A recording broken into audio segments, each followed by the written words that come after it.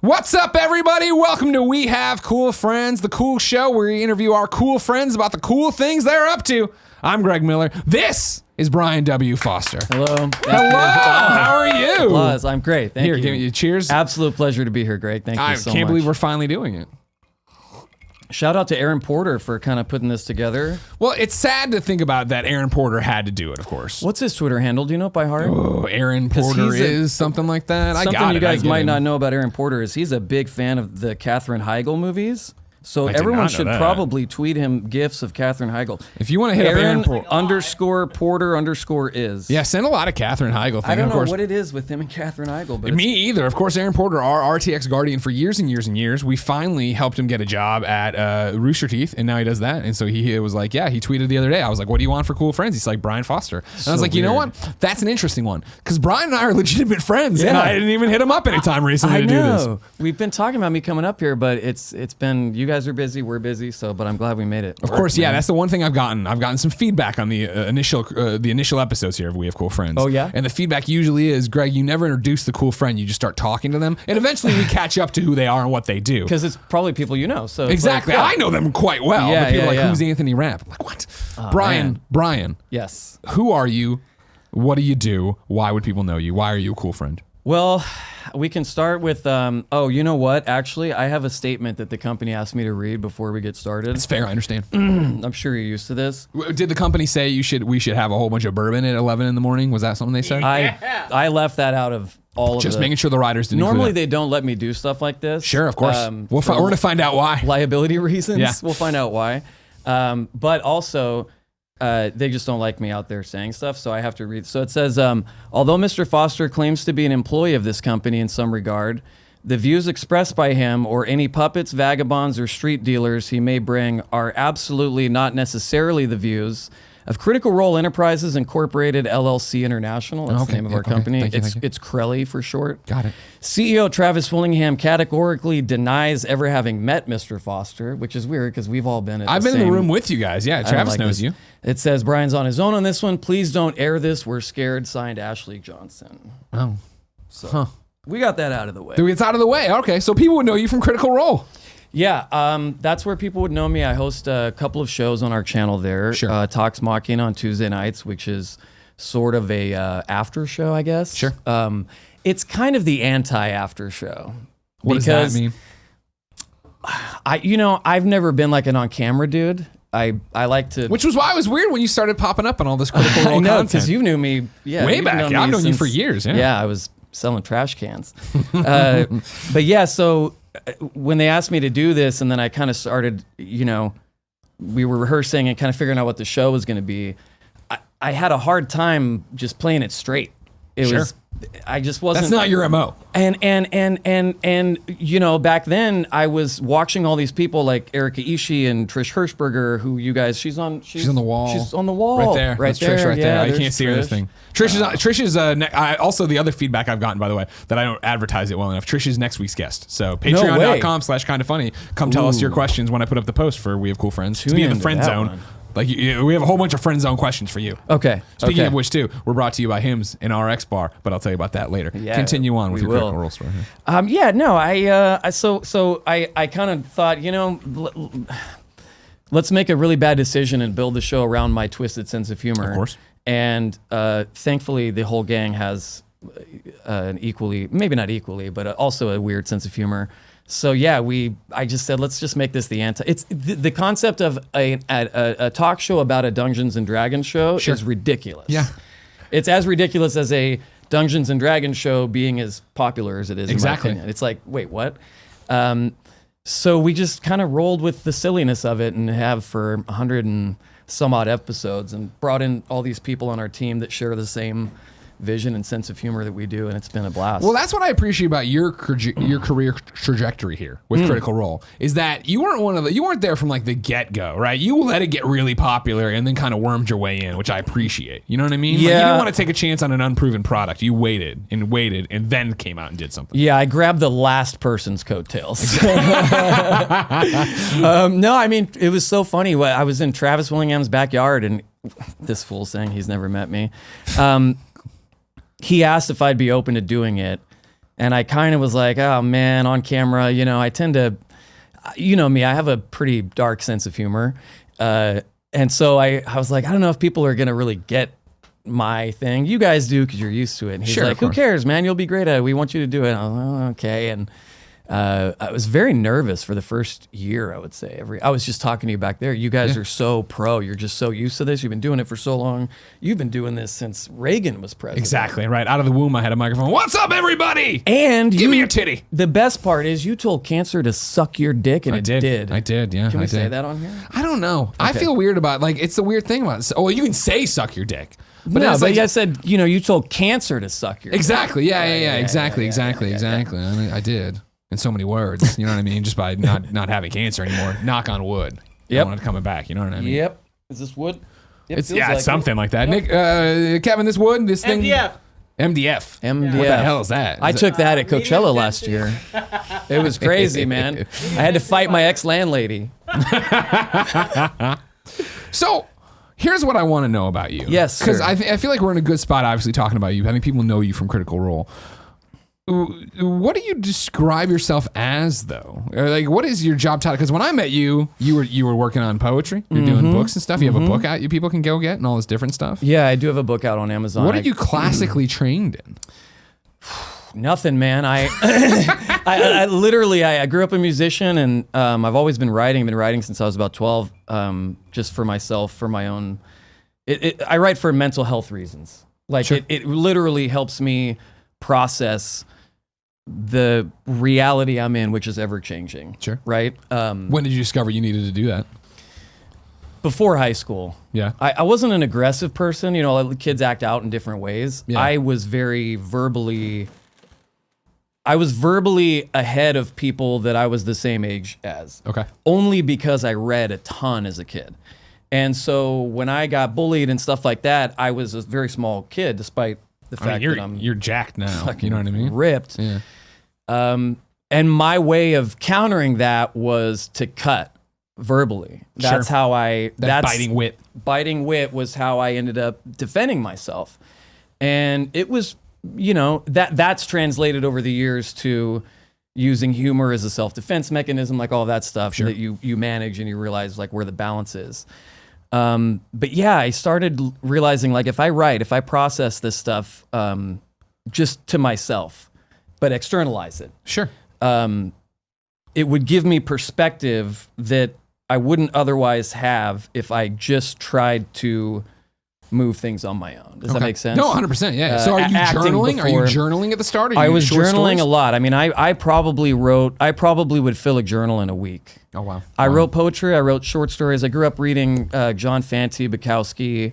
I was obsessed with Tom Waits lyrics. I felt like he was able to understand the outcast and to articulate the restrictions of an outcast lifestyle, you know, and the way that society sort of like rallies behind or away from people like that, right? We idolize them. Many celebrities, many rock stars, many people, they were outcasts, you know, and that's what drove them to do what they did. Isn't that the funniest thing? That's always the thing I not worry about, but try to express when we're talking about being bullied or being the outcast, or, you know, when I talk to people at a convention, they're like, oh man, you know, I'm so lonely, you guys get me through it. It's that idea that no one who's done something great in the end here was in the pack to begin with, right? It's the fact that you do go through those experiences and you do go on the outside and you are marching to your own beat that changes and puts you into a place to do something different. Yeah, exactly.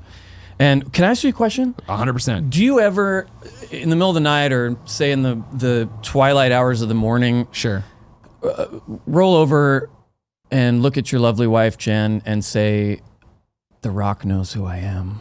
No. I think about it often. I would do that every day. Here's the thing I'm ready for, is that, of course, I got to go be a keynote speaker at a Mizzou presentation once for some high school kids, right? Really? And I came That's out, cool. And I came out, these kids know who I was, and then I got to show them how cool my life is and all this cool stuff. And they were like on the edge of their seats. And I'm like, God damn, I want that again so that I can reuse the Kind of Funny Live intro The Rock did for me. Where they're like, now welcome Greg Miller, and it just goes black, and then it's and I'll have to edit it because he talks about Kind of Funny Live. It won't make any sense. Of course. But for these kids to come out and be like, holy crap, he knows The Rock. There you go, nailed it. Dude, to have The Rock introduce you everywhere? Yeah, exactly. That's amazing. Exactly. Yeah.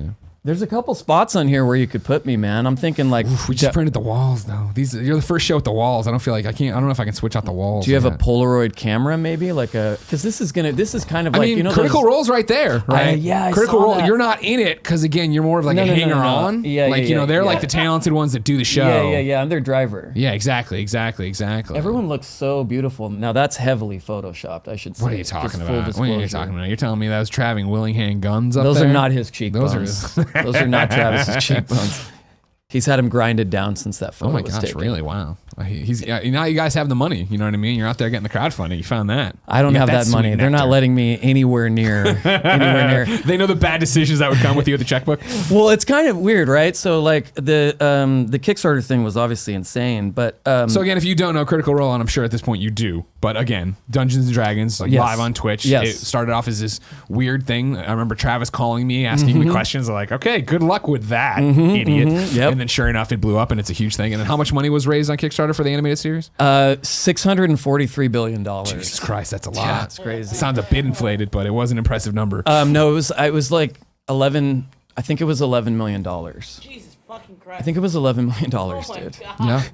That's how dedicated your audience is. You guys, no, just- But think about it. That's for an animated show based on a Dungeons and Dragons game that started in Matt Mercer's apartment. Yeah. Like tracing that back is so interesting because the phases of that Kickstarter were like we went through the 5 stages of grief about every hour, you know, denial. You're just like, no, this isn't right. There's a glitch, refresh, you know.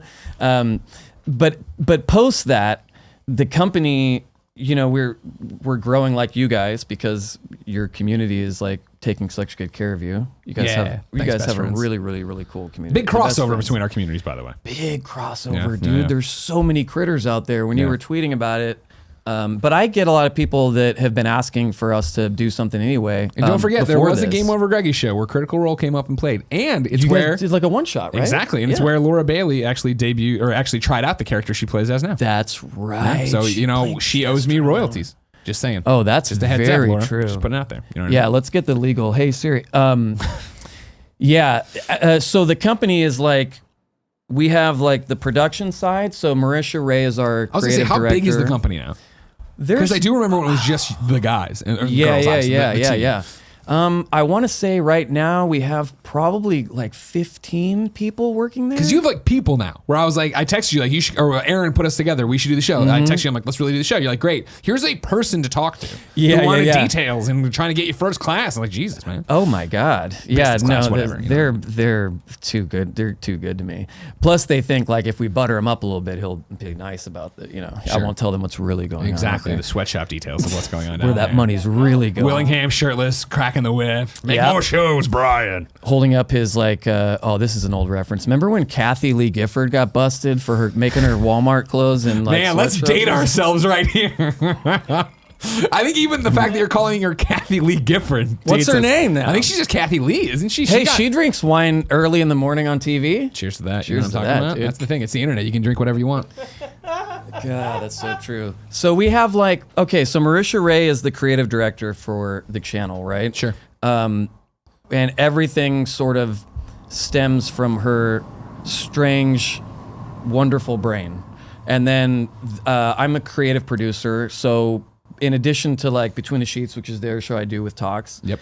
I help produce the other channels on the show and all the dumb promos and all the stuff we make. And Marisha and I, moments before shooting stuff, will often be punching up jokes and just like having fun. The office it's a blast. I get to bring my dog every day. And that's the thing. You guys have an office. Like, you know what I mean? This is like yeah, we have a studio full-blown and a little studio, office. Yeah, everything. we've kind of outgrown it a little bit Sure, just because you're telling me. I've brought in a lot of my own memorabilia and stuff. sure, And so okay, I am constantly, I have a lot of Jean-Claude Van Damme like cardboard cutouts. Okay. That's an interesting one to have. Did you ever see the movie he did with Rob Schneider? Remember that? What was that one called, Kevin? Was it Double Trouble? No. I'll look into it. Give me a second. Nick would know. Knockoff. It was called Knockoff, dude. Nick's running from the other room, I'm sure, if he's listening. Is he a which big he's not. JCVD fan? Nick's a JCVD? he's a big bad movie fan. So I think that's more where this would come into Nick's wheelhouse. He You know likes what I bad mean? movies? Yeah, of Did he course. see Infinity War? Just kidding, I like that movie. I was trying to think of I was trying to think of a hot, like, nasty take. Sure, yeah. Yeah, so then, we have people in production and editing and, Knock off, you're right. Same thing here. We have just, like, people that help with our merch and it's really cool, man. Like, I was talking to Joey earlier.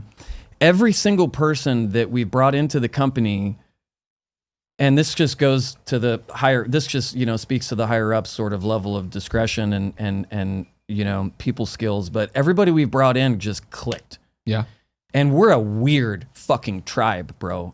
We are weird. We're well-adjusted adults, but we are weird. I dress like the world's richest narc. I was telling you earlier. Kick off the like, shoes. Show off those shoes. These are my Saints Row shoes. Because you're playing Saints Row on your Switch today. Yeah, so dude. you're- And I love Steve Jaros, and he doesn't get enough love Yeah. for the brilliant mind that he is for creating those Saints Row games. Gat Out of Hell was amazing. Yeah. You can hear Travis Willingham sing as the devil. Oh, really? I didn't know. Yeah, that. Liam and Matt play like, dude, those fools are all over. Those fools are all over every game. So that's the question: is when are all these people, these actors, gonna hang it up and just do the Critical Role full time? You got an office, you got a studio. Stop trying to be both places. You know what I mean? I thought all about these people, that. They all want to be Avengers now. You know what I mean? Get out of here. Well, Stop they're it. literal Avengers. Exactly. I thought about that, but the Critical Role stuff, it touches on a lot of creative outlets that everybody is into, right? We get to write, we get to shoot stuff, we get to do post on it, we get to have fun in editing, we get to create something on a whiteboard, and then an hour later we can just walk in the other room and shoot it. Yeah. You guys have a lot of that kind of capability here, and that has opened up a lot of possibilities for everybody. Sure. And the more we grow and the more different stuff like the animated series and stuff that keeps happening, everybody's sort of digging roots in different departments and different stuff. And everyone's having so much fun. I know that the voiceover thing still is like a huge part of Sure, their everybody lives, yeah. in the cast's life. And oftentimes I think they don't have enough time for it versus like they're disinterested. I think for them, I don't want to speak for anybody because I'm not legally able to, but I think it'll probably hopefully always be a part of their life because it's fun. I and definitely think it you can will. do it in your pajamas. One of the coolest things I think about my career, and especially me becoming an on-camera host full-time, was it all starts with Up at Noon, right? And Up at Noon was right at that time where I was like, well, let's bring on Melissa and Dave, right? Let's bring on the cast of Walking Dead. Yep. And then it was, once that door opened and we saw those shows do so well, and the fact that people cared about the voice actors suddenly, it was, let's get Ashley, let's get Troy, let's get Nolan. And we started bringing everybody up there. And Travis and Laura, right? And it was so... Remember when you asked Nolan when Uncharted 4 was coming out and he said it already did, and he was talking about the Vita game? He's such an idiot. You know what I mean? That's why he's not in Critical Role, because he's a clown. Everybody That knows it. 8-bit Vita game that came Okay, out? now first off, slow your roll. Sony PR hates me anyway, it's fine. Well, I'm sure with gems like that, you know, hot takes on Golden Abyss. No, I played that whole game twice. I fucking loved it, dude. Nice job. I Okay. was a big Vita head like you. Hell yeah. But yeah, I wish that thing. But we have the Switch now. Of course, everything's great. Don't worry about it. We just need PlayStation to make a Switch. We need them to make a PS. Just keep focusing on PlayStation 5. Just keep doing what you're doing. It's Yeah. fine. Nintendo's got that covered. When's that coming out? Do we know the PlayStation 5? Not officially official, right? But you figure next fall, maybe the spring after. But probably, Yeah, because the most Xbox is coming out what, summer? No, I mean Christmas. likely. No, they're doing next fall too. They're doing next fall. Not this year. 2020. 2020. 2020. Yeah. So you figure everybody's going to get to the thing that same place. Yeah. But back to it. It was the cool idea that watching voice actors start getting the respect they deserve, the attention they deserve, you know, actually going out and doing panels. Like I remember doing MomoCon panel with Troy and Ashley. Yeah, for Last of yeah, Us, yeah, right? yeah, And like yeah. how weird that was, and seeing everybody start to wrestle with that amount of fame. But then also, I think getting to the same boat we were in is kind of funny, where pre being kind of funny. Cool, we're doing all this awesome stuff. but none of it's for us. We're doing it for another company or another role or another game, right? Yeah, Like, it would be totally. awesome to own and do your own thing. And so when Critical Role starts, right? Yeah. When now with Troy and Nolan doing retro replay, Yeah. it's awesome to see everybody be like, oh, you know what? I can do the thing I'm known for and I love doing, but then also wholly own something. Because I know better than most, man, what it's like to be like, hey, let's do something crazy. Let's say whatever we want to do. Let's film this thing. Yeah. And be like, oh, cool. Yeah, there's no boss. There's Yeah. no voice director. There's no other Yeah. person. There's no line of approval. There's no PR to go to. It's like, let's just go do this thing. And you go and do the thing. It's freeing. It's really freeing, and it also comes with a lot of work. Yeah, of because course. Oh, gosh. you're taking on, you know, all that stuff, but it's rewarding. Yeah. You know, I mean, we're all exhausted constantly, but in the best way. It's Sure. like I always go, man, I used to be so tired. I've worked in, I've done a lot of weird jobs, man, but like a lot of cubicle, fluorescent light, 10-hour a day on spreadsheets and stuff. That just would drive me crazy. And going home just mentally drained, from that. And then you try to write, you're like, I don't want to be on a computer after this. Yep. And thinking like, I'm so grateful to be so tired doing something that I really love. Like, Yeah, totally. you come back from the conventions, you know exactly what this is like. And you've met, 100 people or whatever that just in some weird way, something of your personality that has translated through the content has touched them. And you go home from things like that just feeling recharged and feeling like, oh yeah, man, this is why we do it. Like, we need that. Because the internet and the shit, fucking Twitter and all that stuff. Sorry. If you're going to lean back, I'm just getting closer to you. Compliments. Before Kevin yells at me. Oh, shit. Kevin wants to shock me. He wants a shot caller for me. He looks like he's been doing push-ups since I saw him last. Kevin, that true? He shook his head. No. He's full of shit. He did split his shorts at RTX, though. You split your shorts, dude? Doing what? Trying to pick up a key card. Trying to pick up a key card? I move very quicker than I have to. A lot of people would say. Yeah, sure. Can they hear him on the? Oh, yeah, he's got a Yeah, mic yeah, back I got there. a mic. You got a mic back there? Yeah. You're like Baba Booey. Exactly. Yeah. Do you know who that is? How Yeah. old are you? Just kidding. He's still around, ain't he? I don't listen to that I don't get shit. Sirius XM. I got Spotify. What I do can't need? afford it. Yeah, no, are you kidding me? What were we talking about, Greg?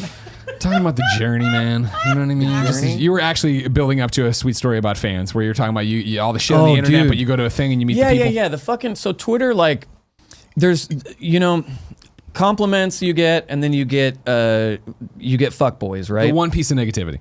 Sure. You get 10, you get 100. Uh-huh. You're great. I love the show. It's amazing. You're like, awesome, awesome, awesome. One person's like, yeah, you fuck this up. Yeah, You're yeah, terrible yeah. because of X, Y, Z. And that's what hangs in your head. You know what's fun? I got one day. This guy said, "Your face is wrong."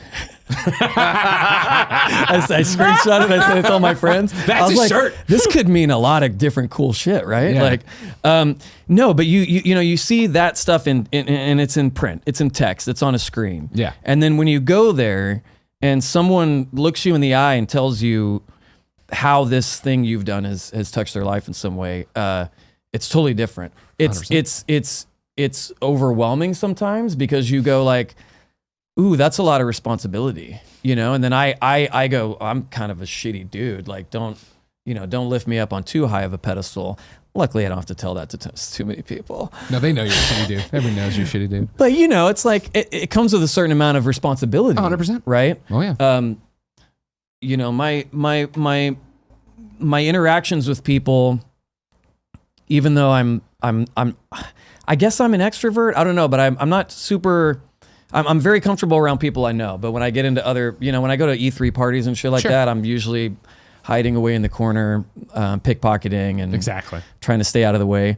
And when you meet these people and you have these interactions and you come home, that's the stuff that you remember. And when I get nervous before I have to host a show or something, I picture those people and I'm like, oh, that's Sure. just my friends watching. Sure. That's just like Jason and Katie and like all these. It's just those people I met last weekend that's watching. It's fine. Like, don't worry about it. They love what we're doing and we're doing it for them. I picture all those people's faces, and I'm like, yeah, okay, I'm excited. Let's do it. Let's go hang out with these people on Tuesday night. It's the hardest thing to wrestle with, right? Is when you see the negativity, when you see somebody picking you apart, when they don't like what you do, and you're like, well, this is just what I do, so I don't know how to really deal with that. It is the fact you go to, like for us just coming back from RTX, right, and meeting hundreds of fans, right, that come and line up and wait for hours and sell out this thing or get all the tickets and do it, and then they hand you notes that you're like, okay, cool, and then you go home and I open this note and it's like, hey, I couldn't tell you in person because I'd break down, but you saved my life and da da da. And it's that's the stuff that refills you, right? Of like, okay, cool, now I'm ready to go back out there and get eaten alive and get kicked around in the comments because I have bad teeth. I have a folder in my office that has all of those letters in them, and I fucking shit you not, dude. If my house was burning down, God forbid, Kevin, give me some goddamn wood to knock on. The walls definitely are wood. Don't even try. The MDF's wood. It's just powder. I don't need you to explain MDX to me, we've dude. all tried MDHR. We've all tried MDX. What am I talking about, dude? MDA. We're talking about drugs now. I'm talking about MDMA. Fucking ride the snake. You know what I'm saying? All the letters. Do they say ride the snake about MDMA now? You know what? As somebody who doesn't even do the weed, I don't know. You know what I mean? You don't do the weed? It's legal here in San Francisco. Yeah, I know. No, it's never been my jam. I just like to drink myself to death. Yeah. You like downers? I guess so, yeah. You know what I mean? Like, again, I've never done the weed. You think I'm doing a coke? You think I'm out there Wait, doing have that you kind of shit? never smoked a marijuana cigarette? No, I've smoked the joint once or twice. Okay. I think it was, 5 times? Don't say smoked the joint. Sorry, twice. The trying last to save 2 you times some- are the only times I ever got high. And I was like, I get it, just not for me. You know what I mean? I actually, if I seem like I don't have all my faculties with me, it's because I have to take a lot of medication when I fly. Not because I'm afraid of flying or anything. I just like to be really fucked up. Sure, yeah, it's when I fine. fly. It's like how when you get a Coke on a plane, it tastes way better. Like the drugs in the plane taste way better. Oh yeah, dude. Yeah, totally. Oh yeah, and you only have to do half because of the altitude. Exactly. Yeah. That's a money-saving tip right there. You know what I mean? Is this still on? Are we still on? No, Kevin will never cut. Kevin, we're still going. Kevin's never going to cut on this. Don't worry about that. There's no technical difficulty screen that'll pop up.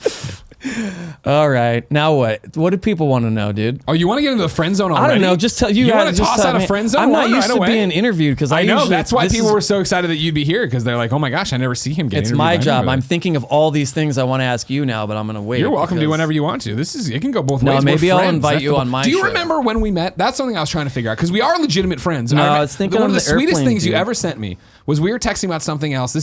We've known each other a long time. Yeah. And I forget what it was. And it was I was getting ready to go do something with the group and you guys and everything else. And you sent back, you're like, yeah, he's like, you were something to the effect of, I don't know if you know how special it is. We don't let a lot of people in, and you're in. Like, you know what I mean? yeah, Like, yeah, I everybody remember that. legitimately loves you. And I was like, Yeah. oh my God, that feels so good. Yeah, Because I was man. faking it for a long time.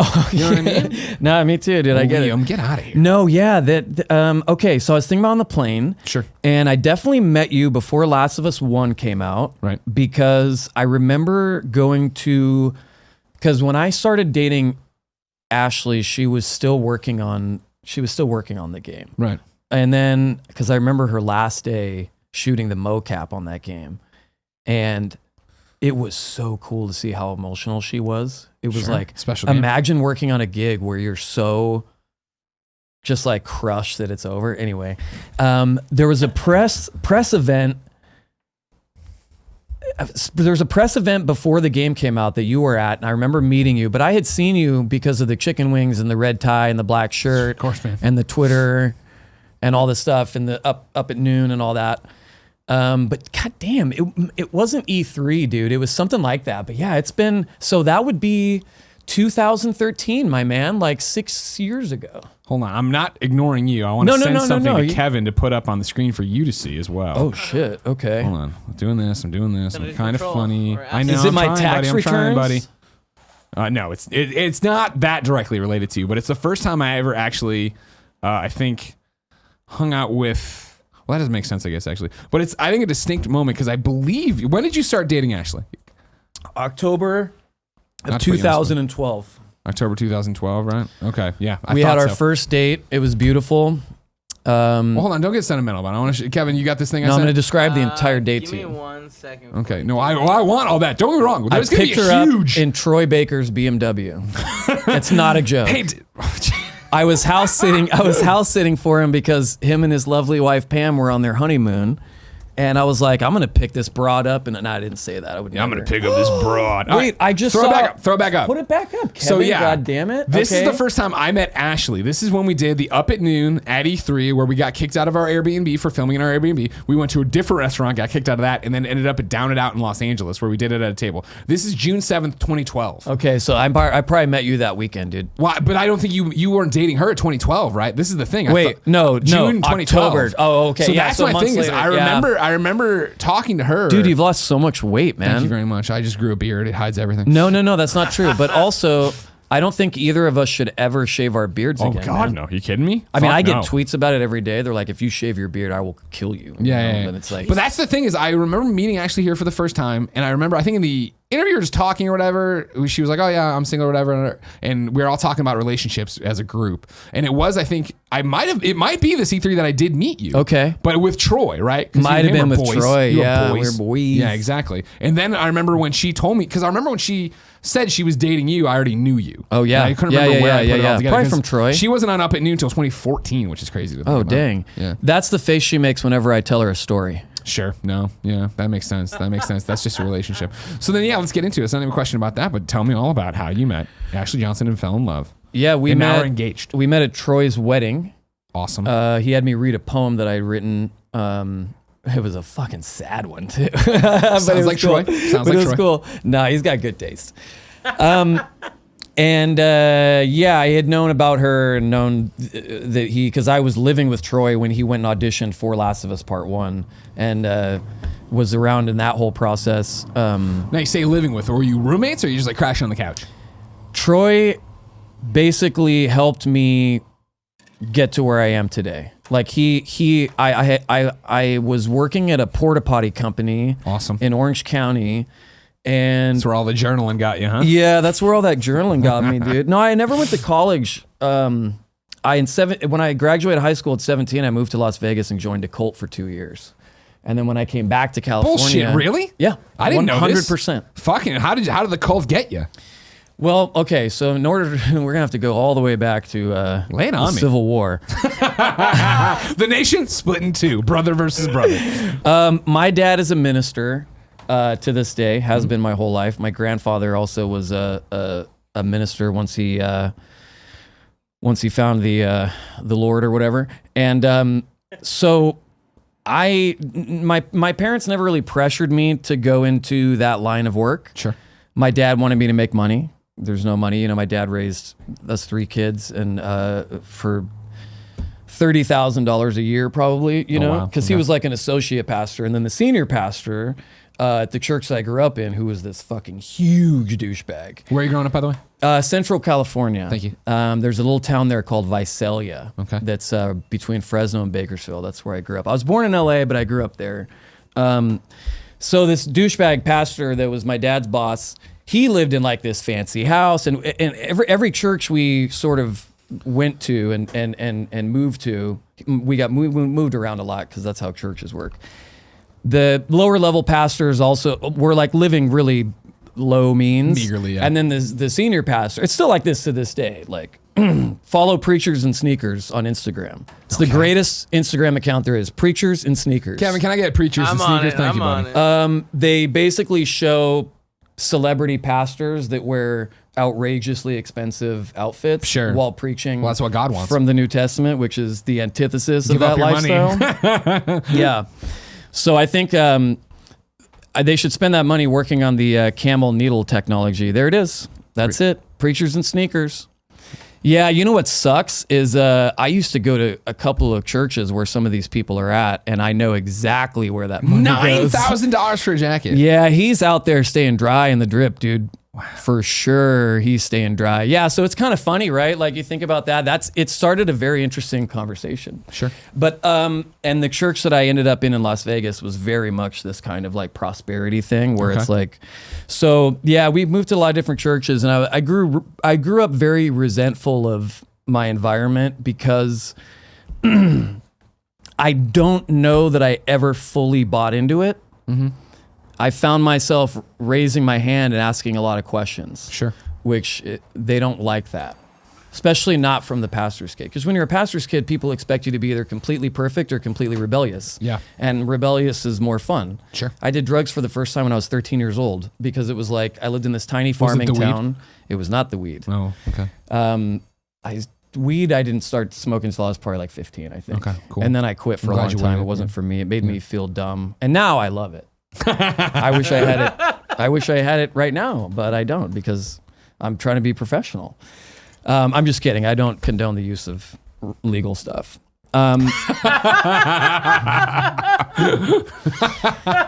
I graduated high school at 17, not because I was smart, but because I started school early. My parents were like, we got to get this fucking kid out of the house. Sure. Someone else has to watch him. Someone else has to watch him. And I was going to come to LA, to get into film and television. Okay. I wanted to write. I wanted to do something. And I got a lot of pressure from the people in my life, not necessarily my family at all, but the exterior voices, to go to this like ministry school thing in Las Vegas that was gonna like, you just go for 2 years and then you go to college, and it's like just to get a nice like foundation after high school for the rest of your life, you know, so that you retain all of your godliness or some Values. fucking bullshit. Yeah. And I had quit doing drugs right after high school because I was like, shit, I have no plan. I'm not going to college. I can't, my grades are shit. My family can't afford that. Like, I don't know what to do. I couldn't afford to go to film school. So I was just like, I'll just figure it out. And then I kind of just like, I was 17, I was indoctrinated, and I moved to Las Vegas and joined this thing, which turned out to be like a total prosperity cult thing like that. Jesus. Did you know right away? Oh, I'm in a cult. A few months in, I was like, I knew it was extreme, like extreme charismatic evangelical behavior because I'd seen shit like that on TV. Sure. The school that I did was separate from the church, but the church was like, we had to go there every like Sunday, twice a day, Wednesday nights, like Tuesday nights. We were always there. And I fucking raised my hand a lot. I got in trouble a lot there. I was like, dude, this seems, I don't know, you know, like, yeah. Yeah, the pastor had all these armed bodyguards that he would walk around with at this church. And I was like, you know, there's that verse that says, no weapon formed against you shall prosper if you're like in God's will or whatever, right? So this guy's fucking full of shit. Yeah. He doesn't believe that. Yeah. He doesn't believe that God's protecting him, or he wouldn't have all this shit around him. He's up there preaching like, when it's your time to go, it's your time to go. And God knows, you know, like blah, blah. And I'm like, then why have the fucking arm? And I would ask the staff stuff like that when I'm 17 years old, and they didn't take kindly to that kind of a thing. No, I can't imagine. Why does the pastor drive a $100,000 car? God's will. No, it's God's blessing for being obedient to, it's all bullshit. It's all bullshit. It's all like the Western, I'm not trying to go off on a tangent here, but the Western, like, when the show has no plan, you can do whatever. Hey, yeah. Nothing's a tangent. Western Christianity is corrupt. I have a few goals in my life before I want to go, and I want to live to a ripe old age of something or other. But I want to take down the church, and then I want to take down the pharmaceutical industry, and then I want to take down the church. I don't want to take down the church because there's a lot of good that happens, but I just mean that like the corruption in the institutional Western church is insane. And that's why I appreciate the Preachers and Sneakers account and stuff like that, because you can go in there, and I see Christians in there and like commenting and trying so hard to justify how can we bend this a $5,000 belt on someone that's, you know, like, and fuck Joel Osteen and those guys too, that wouldn't like open up when the floods and all this shit, like they wouldn't open up the church and all that stuff. Like, fuck you guys for not, like, those people aren't pastors. Like that guy's a televangelist. Mm-hmm. He's a charlatan. He's got a mullet. He blinks too much, and he's full of shit. The people that act the opposite of what they preach, I'm fucking tired of it. Sure. Yeah. Because I gave 30 years of my life to the church, and then I walked the fuck away because I literally could not find a place that did not have corruption. And I'm talking about financial corruption. I'm talking about manipulation, sexual corruption. It's all in there. And the excuse that I got told time after time after time was, as long as humans are involved, there's going to be sin, right? There's going to be corruption. Sure. There's going to be that stuff. And I say, not if you can fucking help it, though. Not if it's hidden behind this veil of righteousness. That's what pisses me off. The people that are out there doing good shit, I'm all for. I give money to. I support them. Even though I don't believe in that stuff anymore to a certain extent, I still support the people who are out there doing good in that name. The places that are still homophobic, the places that are still transphobic, the places that are still racist, that have bad sexual theology that fucks people up for their entire life. Fuck you guys. Sure. Figure your shit out or close down, because there's not going to be a space for you here anytime soon. Like, the walls are closing in on that, hopefully. Yeah. No, I mean, that was my whole thing with Catholicism, where, you know, I went from kindergarten. You grew up Catholic? Kindergarten through, when do you graduate high school? Senior year of high school. Senior year. Mizzou was the first time I went somewhere that wasn't a Catholic school. Yeah. And I feel like if there's no greater way to push someone away from Catholicism than making them go that long and do that much stuff, because it was the same thing of just like, wait, why are we so hung up on women being priests? Why are we so hung up on abortion? Mm-hmm. What are you talking about? Why are we holding people back this way? Let alone all the sex crimes and things that are going on there that I don't get me wrong, I did not see or have anything to do with. No, but I understand. But you understand what I'm going with, where it's just like, it pushed me so far away of sitting there being like, I believe in God, God of some kind, but I don't think, is he sitting there checking off my boxes, seeing all these different things? Right, I try to live, what I always say, right, is I try to live as a good person, and I feel like I obviously have a very good life. So it's something's working out, whether that's just my own bootstraps, whether that's just me doing this, maybe possible. And I don't think there's like a deity keeping everything on track, pushing me. Like, I don't know. You're a good I don't dude. know, no, though. I think you're a good dude and you make good decisions. Every once in a while, you know, you like try to get free shit from me, but like, I feel From like you, I don't want any of your nerdy shit. You guys just do math on paper all day long. I know. No, but it's interesting though. Like, the D&D community is full of outcasts. Yeah. And I think that's why I relate so much to our audience, because even though none of them, you know, look like me, hopefully, or dress like me, but on the inside, I feel like a precursor to Blade Runner. Hell yeah, dude. Hell yeah. You see my Thor? I know, the Thor shirt is awesome. Where did you get that? I got it on this website, dude. It's called Amazon. I hate you. I hate you so much. They own. You fucking idiot. Amazon owns the network that we're broadcasting on. What are you talking about? We're talking about you being in the cult, and then how that leads to Troy Baker saving your life. Oh, dude, yeah. So you did 2 years in the cult. I did before 2 you're years like, in the "This sucks." cult. I did 2 years in the cult. I came out of that really fucked up. I became a junkie after that. I got back into stuff and worse. Yeah, I moved to Northern California to try and work at a church. I got fired the first day. What'd you do? I raised my hand and asked a question. I was like, I just can't help myself.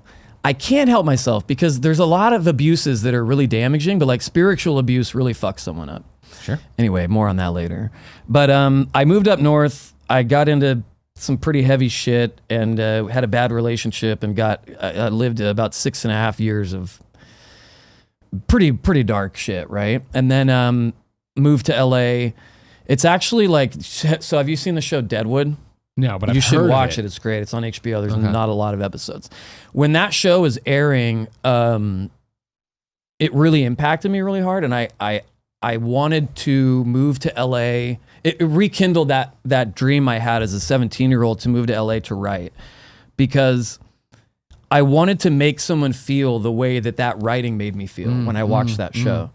And I actually got clean in the process, like, not because of that show, but in watching that show, it was such an impetus for me to change the trajectory of my life, which was certain death.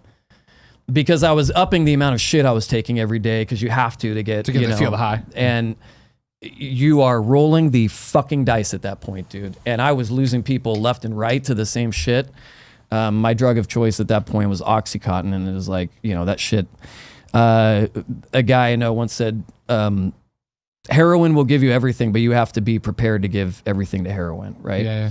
And I remember watching Deadwood, and I would just put on episodes and go like, God, I gotta get my shit together and get to LA and become a writer. And I eventually did. How old are you, ballpark, when Deadwood's happening? Because you mentioned 30 years of your life to church stuff. Oh yeah, no, dude, I was still in the church when I was a junkie. I was still going every single Sunday and repenting for my actions, knowing that as long as I did that before I died, that I would You're fine. You're go to clean. heaven, right? Yeah. Because there's a chart somewhere, some shit. And then I would leave church and I would go home and I'd, snort an oxy. Yeah. And the next day I'd wake up and go like, thank you, God, for not killing me last night in my sleep. Rail a couple more and then go sell some cell phones.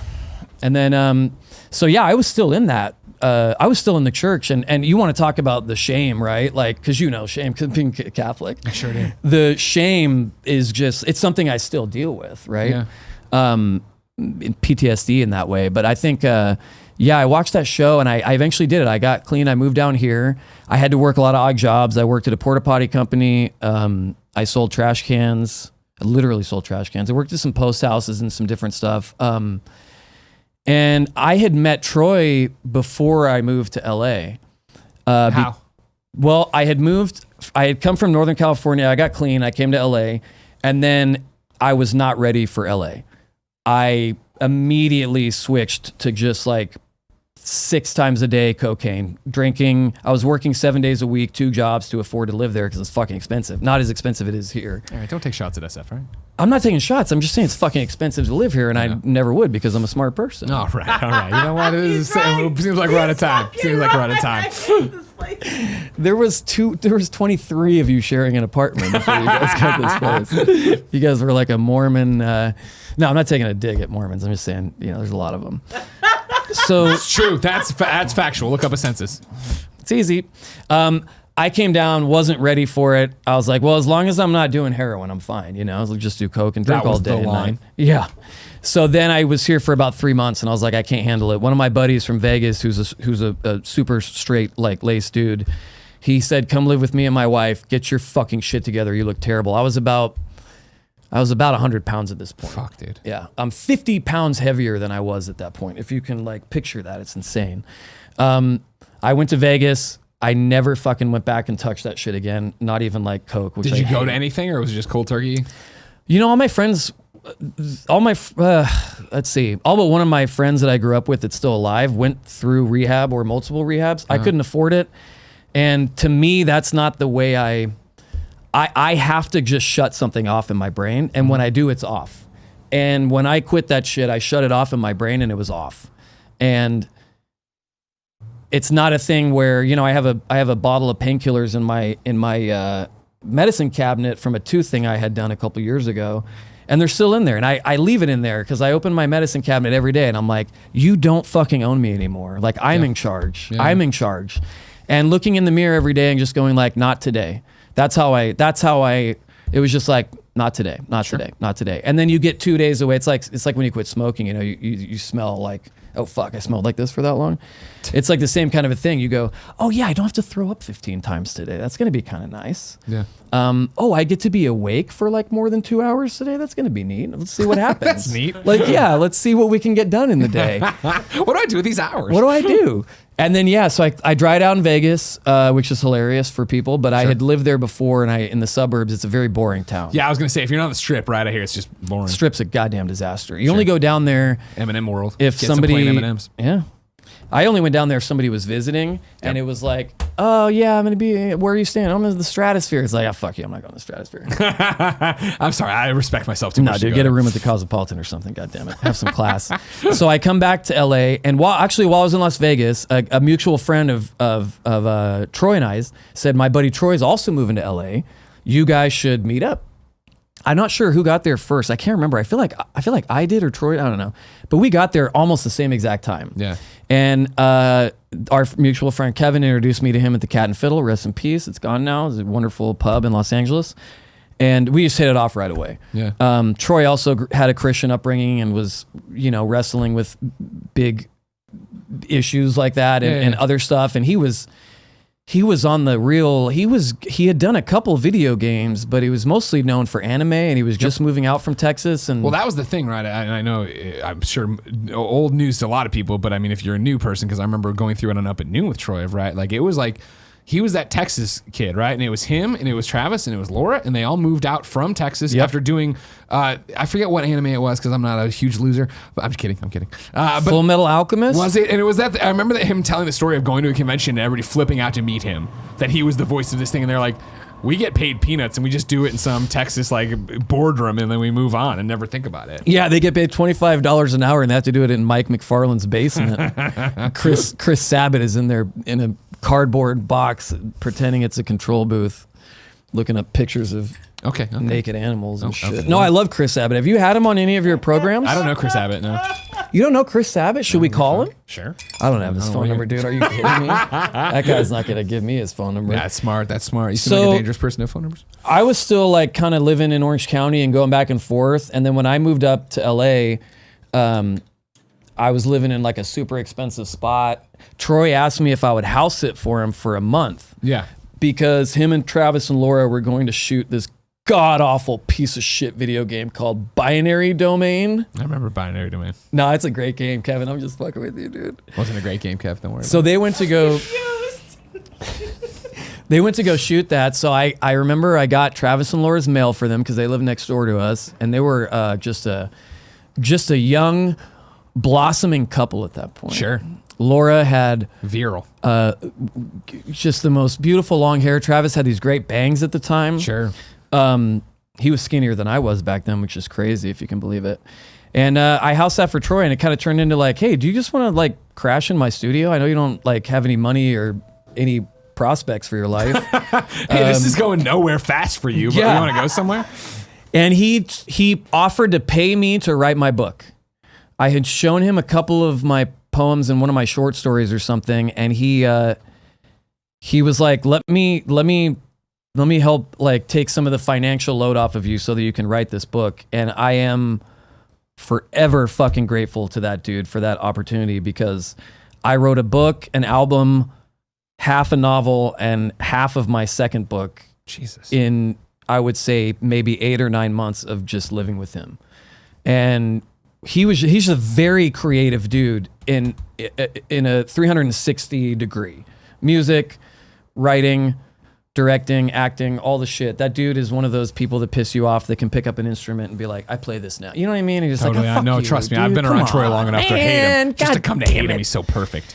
But he really, really, really took care of me, man. And you know, I met Travis and Laura obviously back then, and Mary Elizabeth and all of them. And then, you know, because of Troy, and I ended up meeting the love of my life at his wedding. So yeah, full circle. There we go. And you picked Ashley Johnson up in his BMW. Yeah, so I picked her up a couple weeks after we first met, and I picked her up in his BMW, and I was like, I'm gonna kind of like not tell her it's my car, but we'll just see what happens. You know, if she asks the right questions, then I can avoid telling her this isn't my car. So I go. She's like, I've seen this car pull up to mocap sets. I know whose it is. Yeah. I get in there and say hi, and I meet the dogs and her friend, and then we go out to the car, and she's like, oh, it's Troy's car. I was like, God damn it, fuck.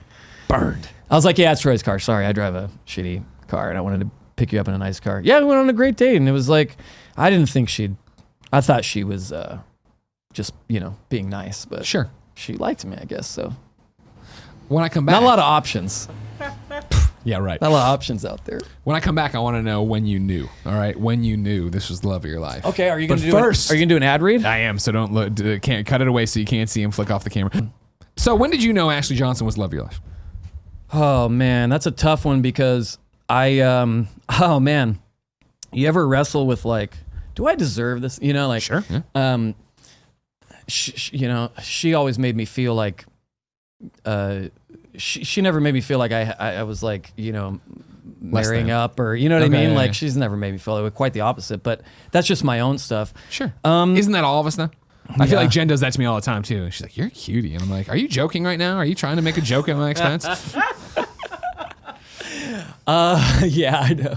I took her to a Leonard Cohen concert 2 weeks after we started dating, and I told her I was in love with her. Nice. At the time, I was like, you were just caught up in the moment and like whatever, but it was fucking true, man. Like, I just knew, They always said that. Like people are always like, when you know, you know. I'm like, go fuck yourself, dude. That's so abstract and bullshit or whatever. But they're right. There is something, you know this. There's 100%. something that just clicks. Yeah. And you just go, it's not that you can't picture your life without that person, because you can. That's a cliche. You really can. You can go, I can picture my life without them. I'd be a different person, or I'd be whatever.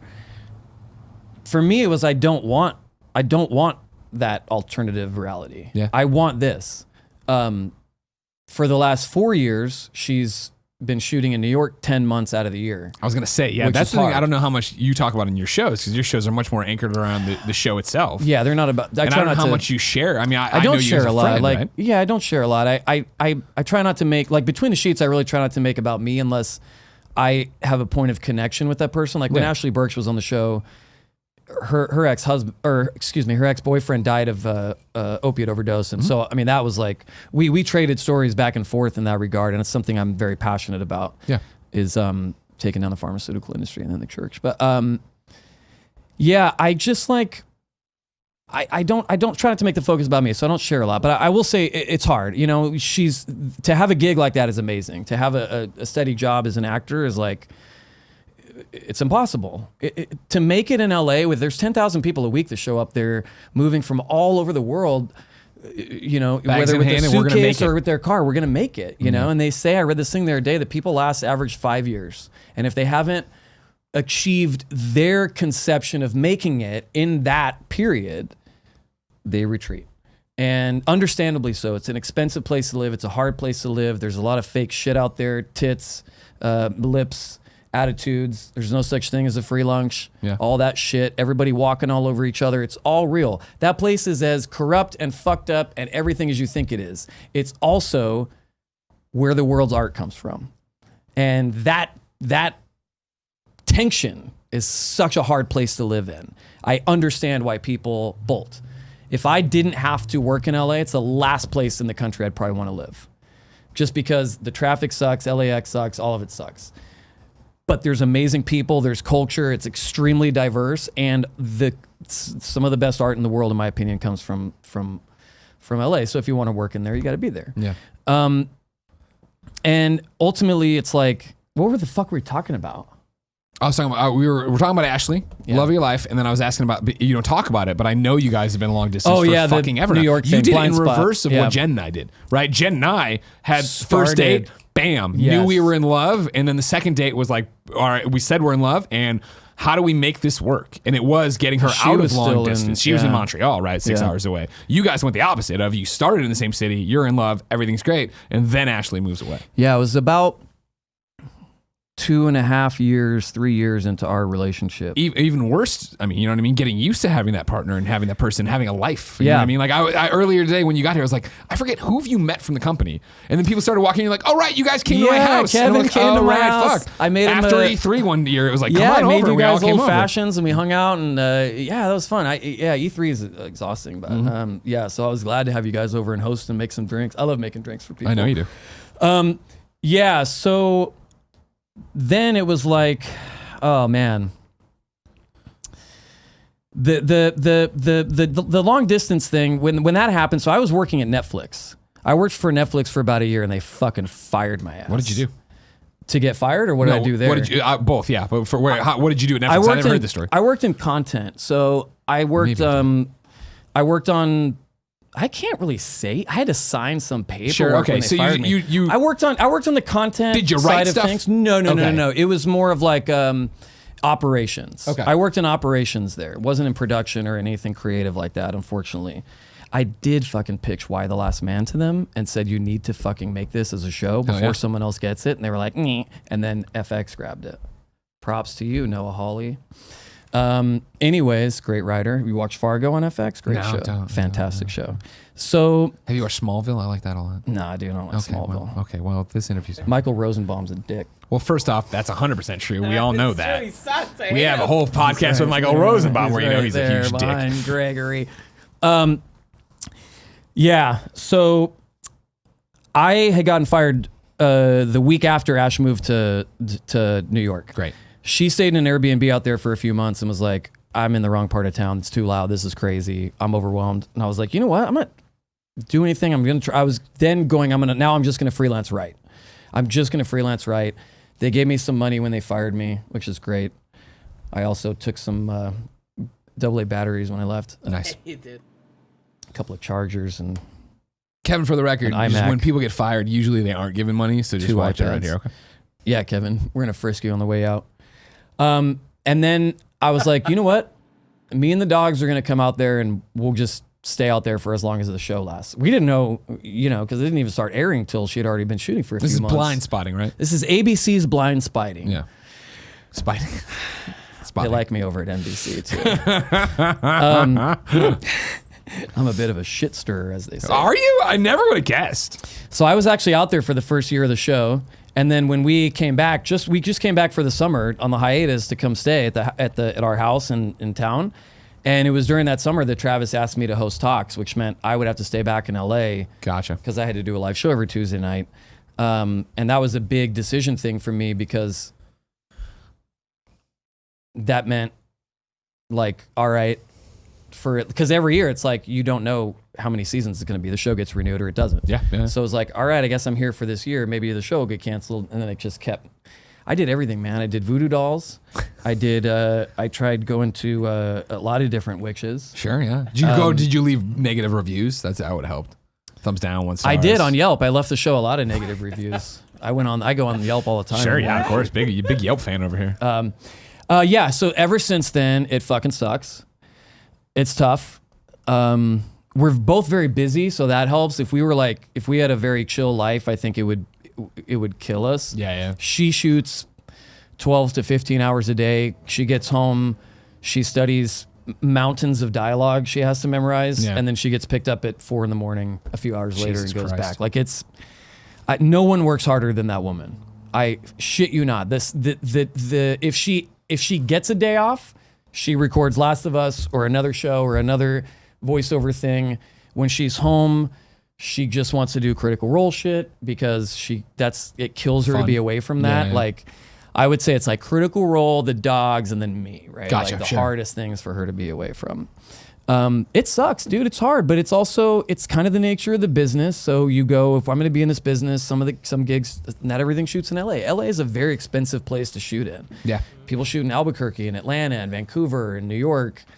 Well, even New York, it feels so rare, right? It feels like everybody. And this is Not just many as an people are outsider. shooting in New York It's right Canada, now. right? It No. seems like everybody's in Vancouver shooting stuff. Again, hit show Smallville was there for a long time, and then now like CW shows like The Flash and Arrow are there. And I'm sure there are other shows, but mainly these superhero shows I know are there.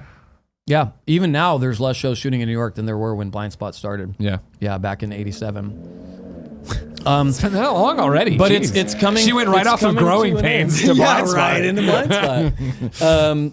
Yeah, it's ending. This is the last season, so, which is a real bummer, Greg. You're sad to see it go. I'm so sad. Now Oh I my have to get gosh. married. Ugh. Now I have terrible. to like spend all this time with my spouse. It's gonna be weird, right? Maybe it gonna only be- works long It's distance. You weird don't know. for her. Yeah, I'm of gonna course. enjoy it, but she's gonna have a hard time Sure, of making the course, of adjustment. course. No, I mean it's that tough thing. It's hard to talk about. The reason why I don't talk about being difficult is because you don't want to be ungrateful. Oh no! For the job and the success. Yeah. But being 3,000 miles away, thankfully, because of my job and because everybody's so cool and we have so many great people that handle so much shit for us now, like I can fuck off to New York once a month to go spend time with her, and it's always great because I love New York, dude. Pizza's so good. The best food in the world. Yeah. And the people there are awesome. Everybody's like, everyone in New York is a dick. I'm like, well, I'm a dick, so I get along with everybody in New You York. fit really right in. well, You fit right in. Makes sense. Yeah. Makes sense. How'd you propose? I had this dream of doing it. My family, the mom's side of my family comes from Kerry in Ireland, and I had Oh, I'm a shillelagh. that's Irish. Just Irish gonna accent. let that. Nailed Just it. gonna let Just that. if you need help for any VO gigs, if you want to tell anybody. I wonder if Liam O'Brien's watching, and I hope not. But I had this dream of proposing to her there, but because of this TV show schedule, she only gets 6 weeks off a year. Sure. And she wants to do every Critical Role game during that break that she can, and obviously that's the only time she gets to see her family and spend time with me and the dogs and everything. So vacations are tough. We've had one vacation in 6.5 years because Yeah. the schedule is just insane. So there wasn't going to be a time anytime soon to do it. So to get, to do that kind of a trip. And so I proposed to her in our backyard. We bought a house and I proposed to her in the backyard. I had my sister and some friends and Ashley's mom and sister come help decorate it. And it was Was it weird? That's a rush, dude. You guys already knew, obviously, you're in love, and that's great, blah, blah. But, like, had there been conversations of marriage? Were either anti-marriage? Like, we knew it was going to happen after the show. Like, that's always the thing. And then I got to this point where I was like, this show is... It might never end. The dead horse that won't die. Not to speak disrespectfully of it, I wouldn't do that. But I'm just using that metaphor.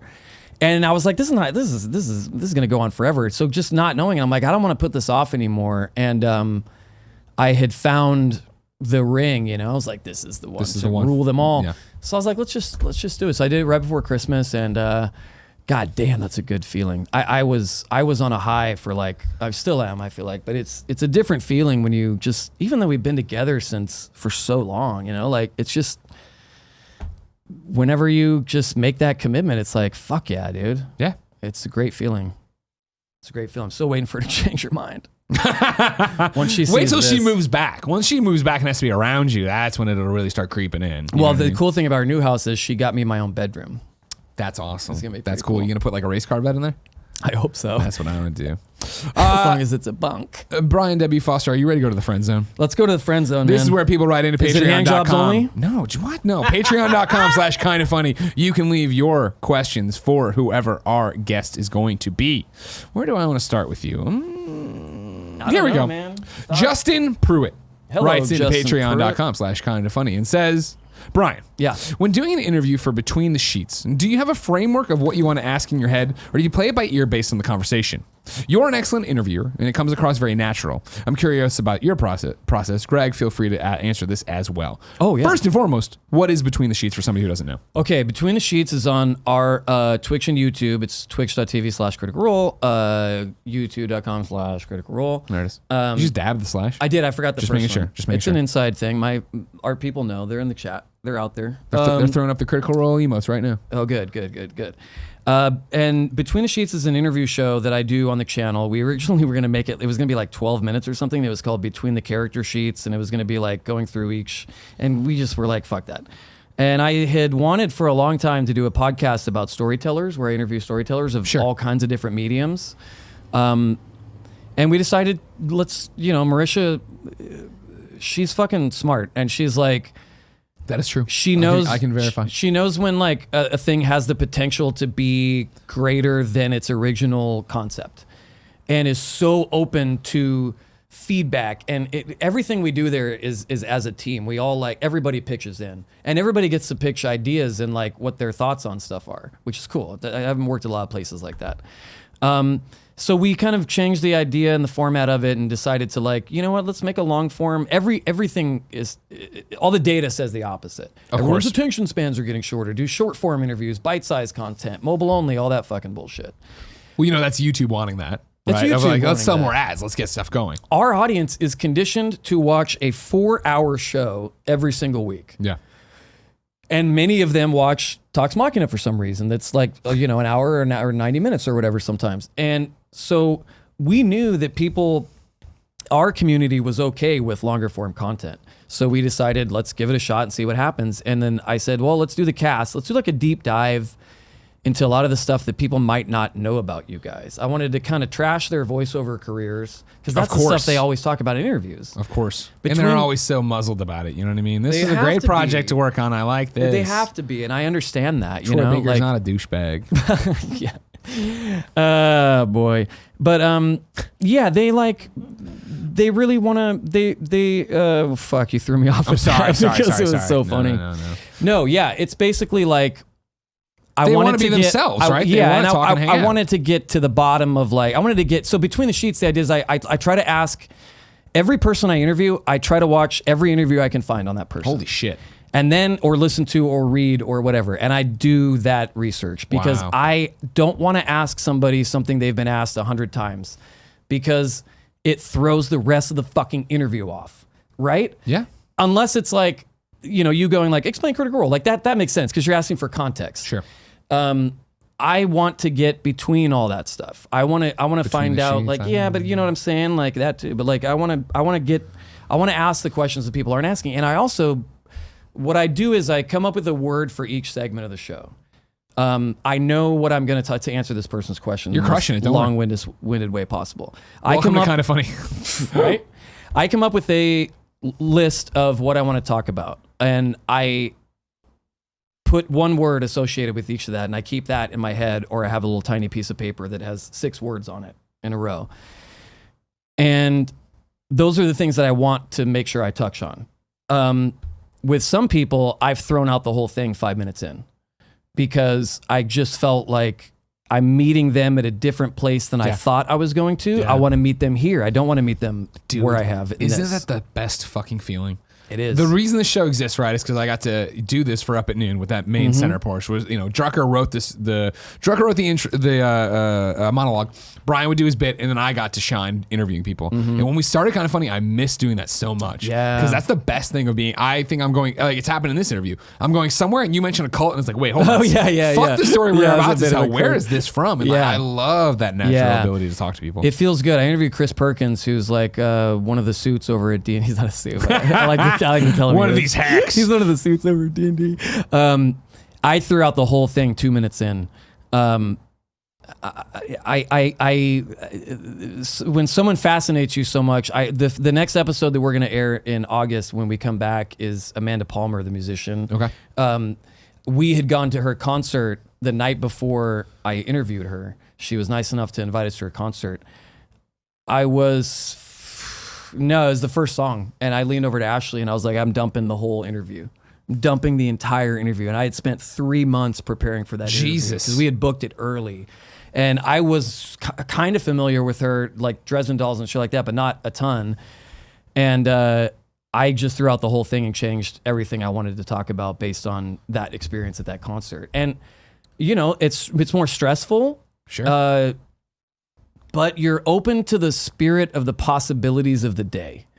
And if you are rigid and you align yourself with strictures of order that you know are meant to be productive and to get you the result you want, you're limiting yourself to what that person is bringing to the interview. And that's what I always leave space for, is where are they going to go? And I'm not talking shit at all. But for me personally, as somebody who talked professionally at IGN and I'm doing it again here and doing these different things, and I guess I've done it elsewhere. Anyways, the most painful thing for me is when I look at the press junket shit, where it's the people who the interviewer comes in and sits in a room that's everybody else is sitting in that room and asks the same questions, and you see the brain dead responses from it, and like the sad Ben Affleck gif will come out of it. Just like, you're getting nothing from those people. That's why I don't want to do that. So many people we have cool friends already, but even Up at Noon would have been like, can we interview celebrity X? Oh, they can't come to you, but can you? I'm like, come to the junket. If I come to the junket, I'm going to get shit. It's not going to be the interview You're going to give me want. 5 minutes, and I'm going to only have 3 with them, and it's going to be garbage of like the shit we're not going to have fun like that. They don't drink bourbon like this. No. This.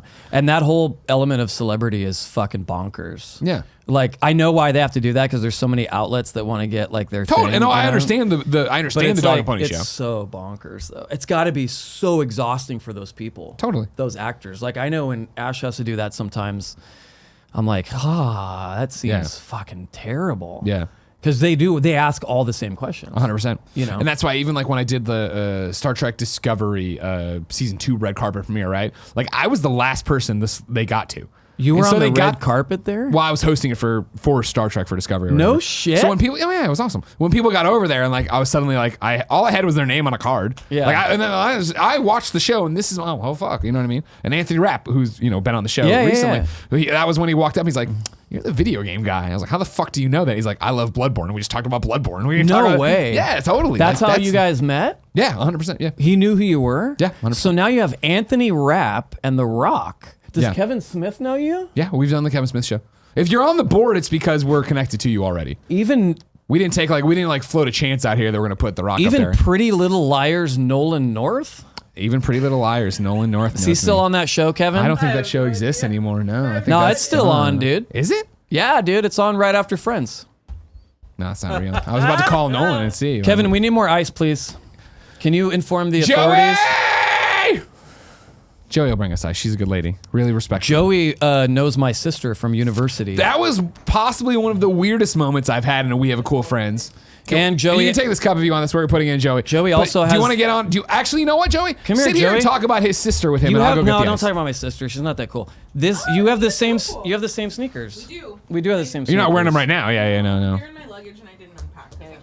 Why Hey. would you do that? Yeah, Which word? We just got back. I can't hear Joey. I'm Yeah, sorry she's for the kinda way that he doing it. spoke to you, but would What? it be No, possible Joey for? understands. It's not us. That's every day. Would it be First possible? off, don't act like it's a negative.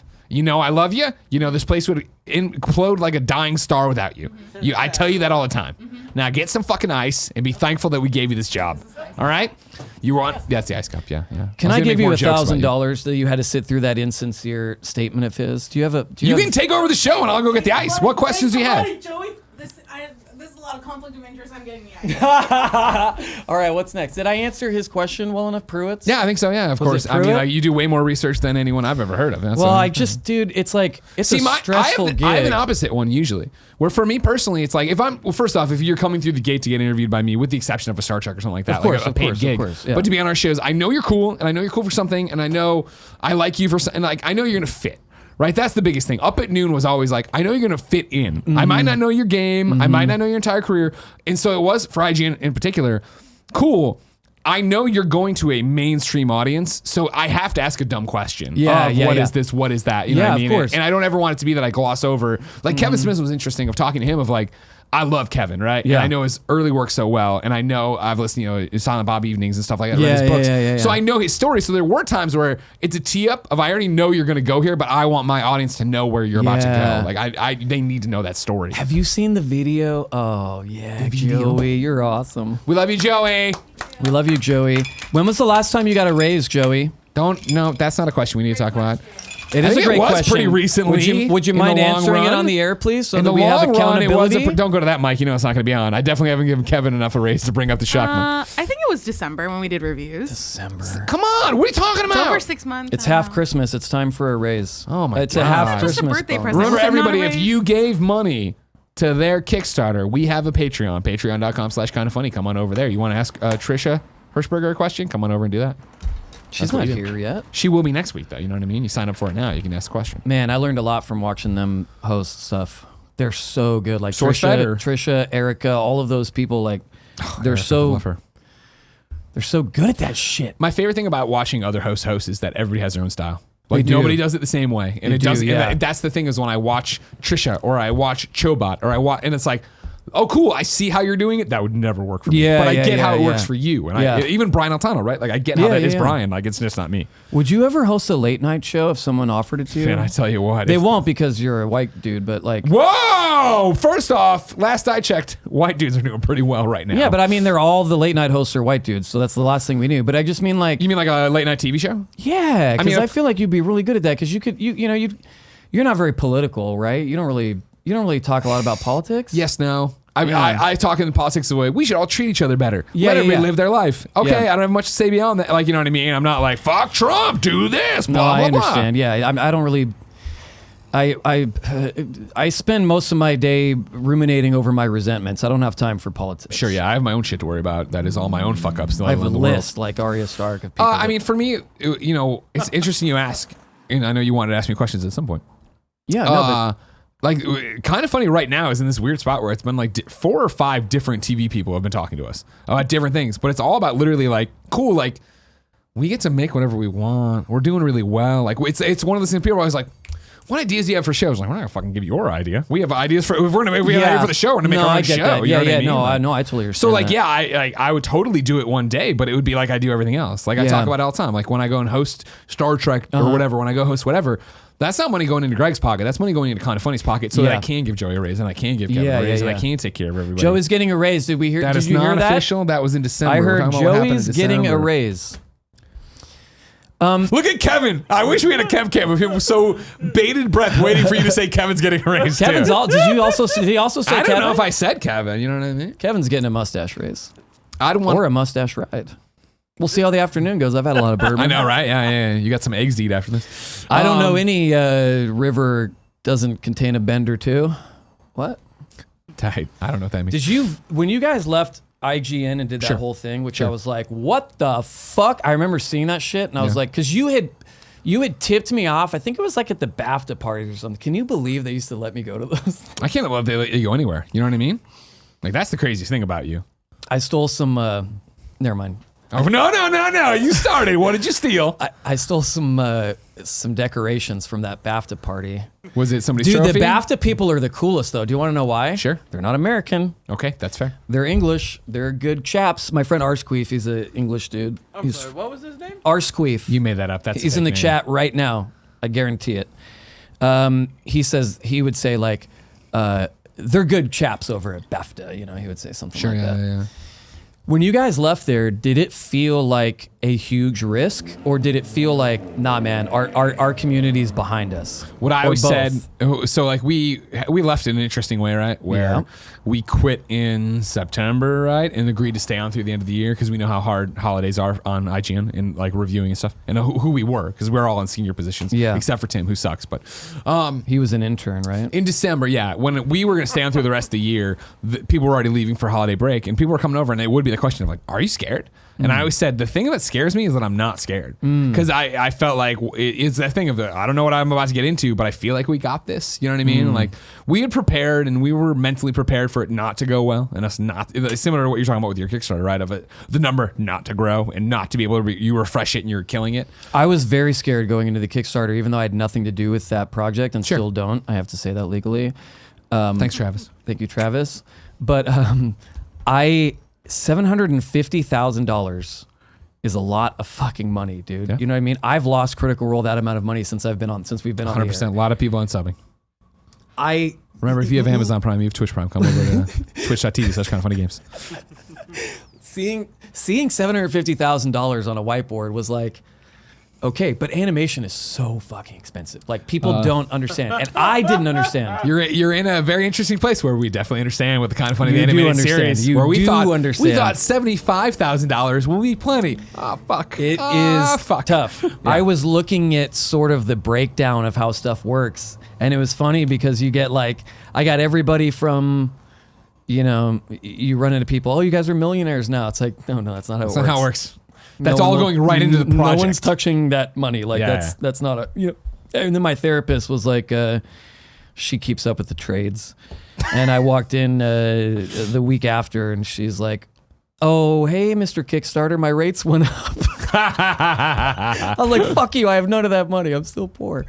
No, but yeah, like I was terrified. I think we all were to a certain degree because that's a lot of money to ask for. And so the shock of Well, it's not even that as much as like you're very vulnerable because it is very much as like, cool, I know you believe in us. How much do you believe in us, right? Because if you underperform, if you hit 500,000 and Kickstarter isn't funded, like fuck, that's egg on our face. Yeah, the last thing happening at Critical Role Land the week before the Kickstarter launched was no biggie. You know what I mean? It was just like, oh my God. And then, so I had gone to New York to visit Ash, and I was on the plane on the way back, and I fell asleep because I was narcotized.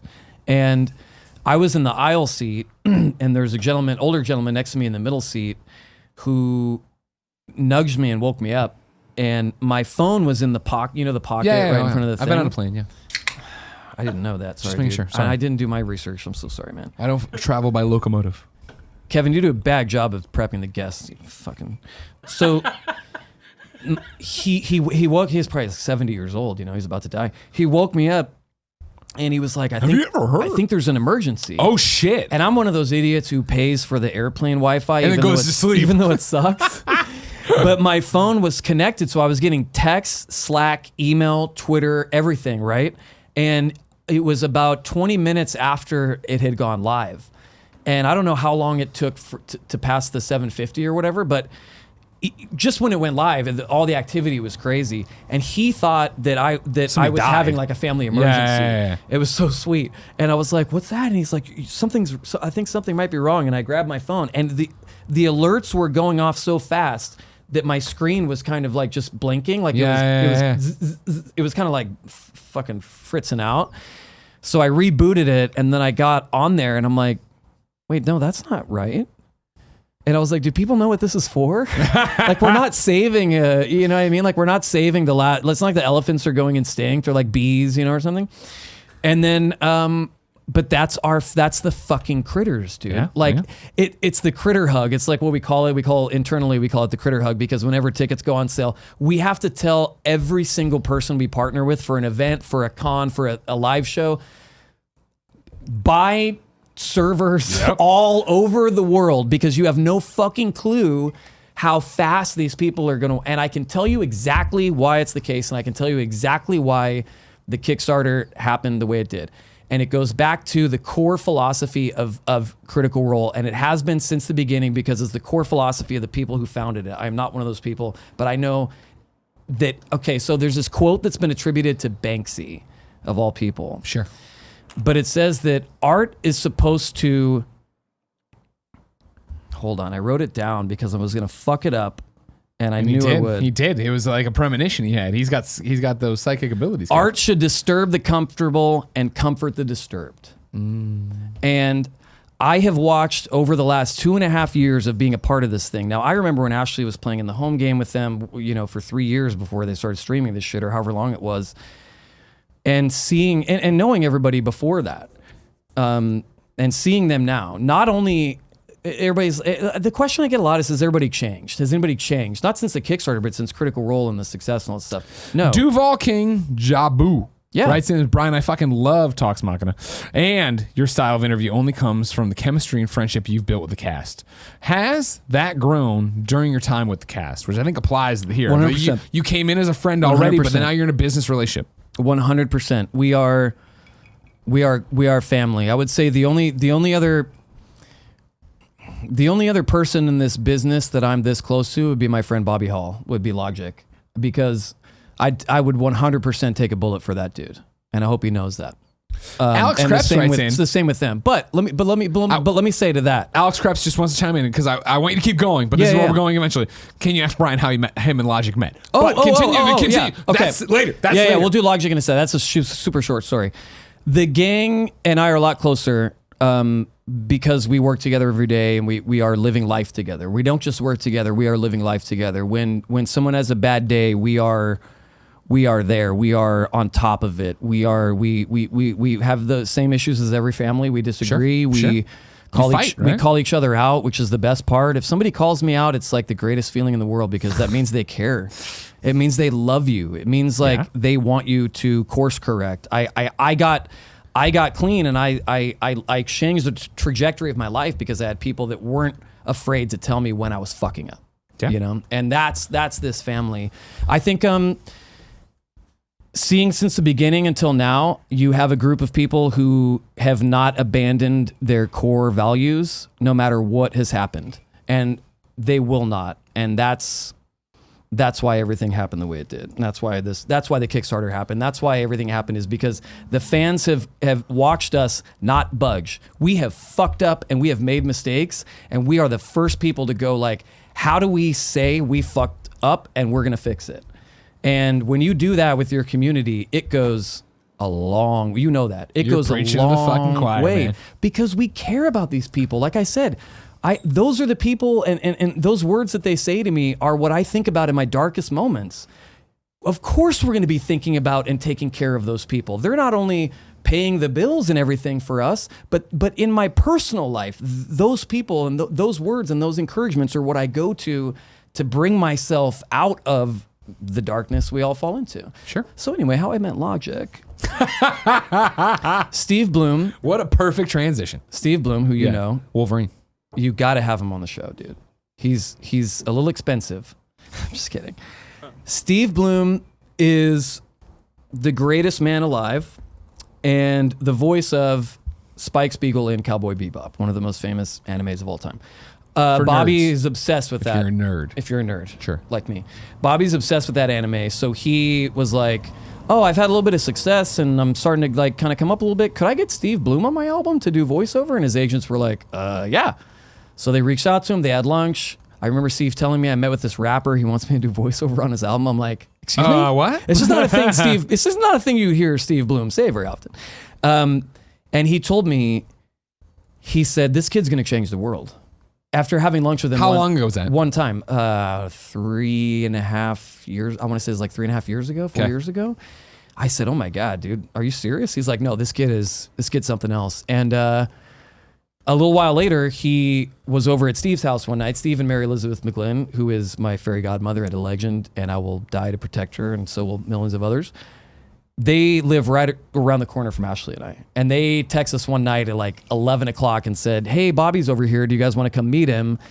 And I'm like, we're in our fucking sweatpants. I don't want to, you know what I mean? You're just like, I'm about to turn in kind of I would thing. love to meet this rapper, but like, I got to go to bed. You know, I got to watch My Big Fat Greek Wedding and then pass out. I like how you had to think. You had to think so hard about a shitty movie to pull there. Yeah, I almost, I I almost named an adult film. So 27 Dresses, one of Aaron Porter's favorite.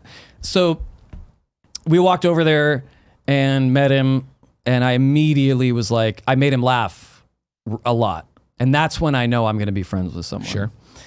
No, I just kind of knew how to like get to him, you know, and he was so kind and so you would never think he was in this business in any degree. And ever since that night, we've been super close. We're writing a television show together. We work on a lot of stuff together. I'm like I said, I would literally take a bullet for that dude because what he is doing is so important and will make such a global impact for years and years and years to come. He's a very important dude who has not changed a bit in the trajectory of his success. His character has gotten stronger since then, if anything.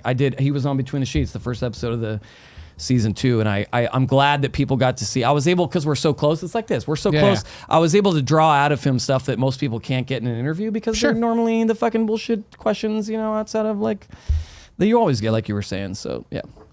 Yeah, he's always been awesome to us. It sounds funny now because of Kind of Funny and who we are, and you know. I introduced you to Logic at E3. Personally, yes, because what had happened was you guys like there's a Twitter thing or something, right? Exactly. Years and years and years ago, when I had no fucking clue who Tim was in IGN.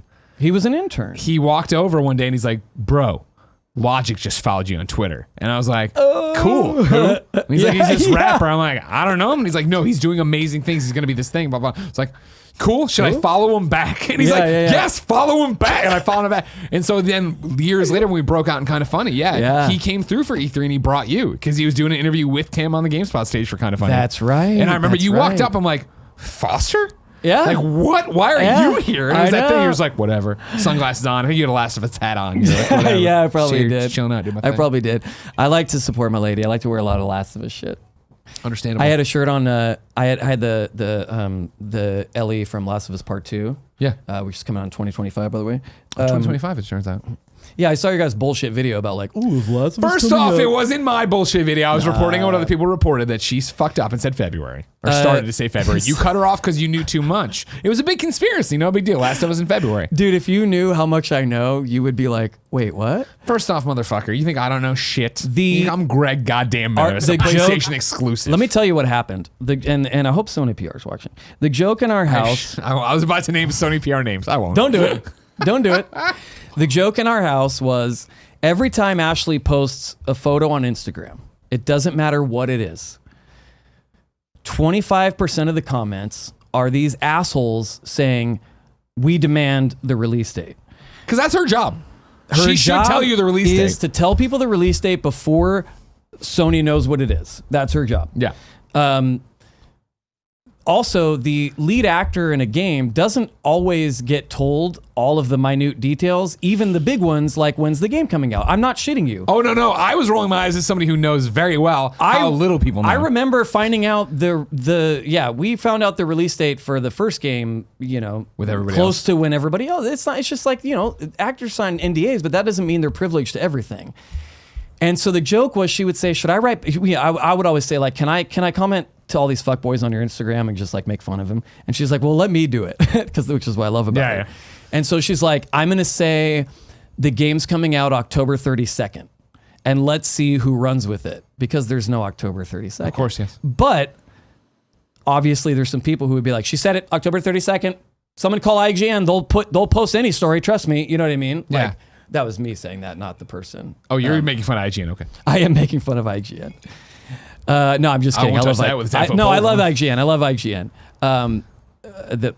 What's the other one that's the IGN ripoff? Polygon. I don't like them very much, but I love IGN. God. Kotaku's great. That's my favorite forum. Is that still a forum? No, it's not a forum. They put up No, news. it's a forum. Jason Schreier's doing journalism. So the other one I said was, I was like, no, say February 29th or 31st or whatever. And so she was going to say it, but then we kind of both went into the joke at the same time. And so then she calls me and she says, yeah, I think the Between the Sheets, like, so we a lot of people see that episode before it goes live, and they're in on the joke that I don't know the release date. You know what I mean? Yeah, They're in on the whole thing of like, First off, don't lie. You know the release date. What's the fucking release date? You I piece of wish I shit. did, because I want to play that game so bad. I honestly don't know anything, and they know, Becky, Neil, they know not to. I was like, do you want me to sign some NDAs? They're like, no, we're not going to tell you shit. You're not signing any NDAs. We're not going to tell you shit. And then I try to keep, I like to hear about Ashley's day when she shoots. I know the story of the game because it's impossible to avoid, but I try to, I keep like trying to just dump those memories so that when I play the game, it took me 3.5 months to get through the first game. Because you're bad at games. I'm bad at games, which means that I die a lot. And when you die in The Last of Us Part 1, you hear Troy or Ashley screaming. Two people, and I'm not making a joke, like two people that emotionally, were the closest to me at that time. Sure. I honestly, I had to play with headphones on because I lived in this shitty Hollywood apartment and I couldn't, I wanted it loud. And dude, I could not handle the sound of those like screams because it's literally what they would sound like if they were being, you know what I mean? Like attacked by something. And it's just like, you don't want to Well, that's the funny thing about feel it. that from the loved ones. I always go back to with like, don't get me wrong, Troy, Nolan, Ashley, they phone it in a lot of the fucking times. It's just their normal ass voice. I get it. I hear you. But when they do try, the one thing nobody can like put an accent on is like grunts and exert. Like, so it is that thing of like pain sounds like, that'll always be the thing like, that sounds like Troy. Oh, that's Troy. That's the grunt. Yeah. It doesn't matter if he's in Persona. It doesn't matter if he's in Last of Us. It doesn't matter. That's his fucking grunt, and I understand. Can I ask you how you felt about BioShock Infinite? Because that's one of my favorite video games of all time. Sure. I didn't think it lived up to the hype. The story makes no goddamn sense to me. Kevin, I've played it 43 times. I don't know what the game's about. Nah, I played it like 6 times. Okay. I don't know what the game's about. They baptize a dude or somebody at the end. Booker. They tried to get into the like religious shit, but I feel like I'm not very smart. I couldn't track the storyline very well, but I like all the shit. I like lifting the guys into the air and fucking shooting them. It reminds me of being in high school. No, it was the problem of like BioShock, number one, was such a holy shit game that there was no way anything can live up to that. It's the same thing I think you look at with a Half-Life 3 or whatever. Any game that's been gestating forever. The next thing from that game company, hey, guess what? We fucking changed the game and now, fuck, what do we do? And so like when Infinite hit, it was like, oh wow, this seems like it's going to be amazing. This consumerism, Americanism, all this different stuff. And then it was, oh no, I'm shooting the shit out. This is a shooter. I'm just shooting everything, which is fine. Yeah. But then it was also in the same breath trying to do the time's a flat circle. I'm Jennifer. Here's this fucking story. I'm with this other voice actor nobody cares about. Did you just quote True Detective? Yeah. Time is a flat circle. Totally. Yeah. Trudy.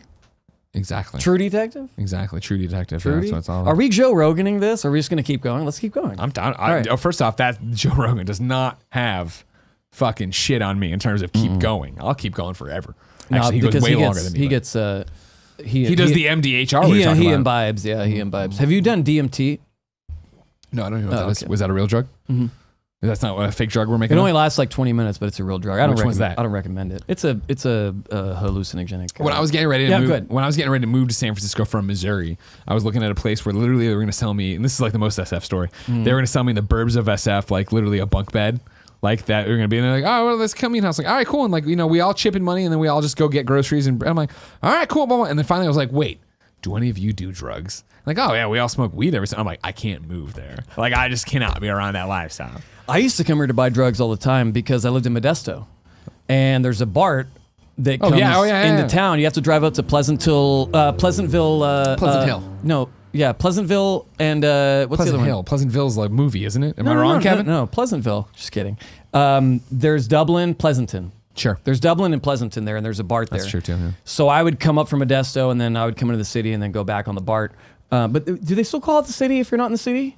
They used to call San Francisco the city when I was in the valley. Oh yeah, totally. When I was in the valley, they called it. They said, Yeah. you go in the city. I was like, yeah, I got to go to the city. I'm getting low, Yeah. whatever. Yeah. It's on a lot of T-shirts now. It's very commercialized. Is it Yeah. really? Oh yeah. Yeah, but they say they get mad when you say San Fran. Yeah, they say they do. Nobody cares. Do you get mad when people say San Fran, Kev? Kevin's from fucking Daly City. He doesn't count. Daly City's here. Yeah, it's not San Fran. You don't count, dude. You're from the poor exactly. people. You don't.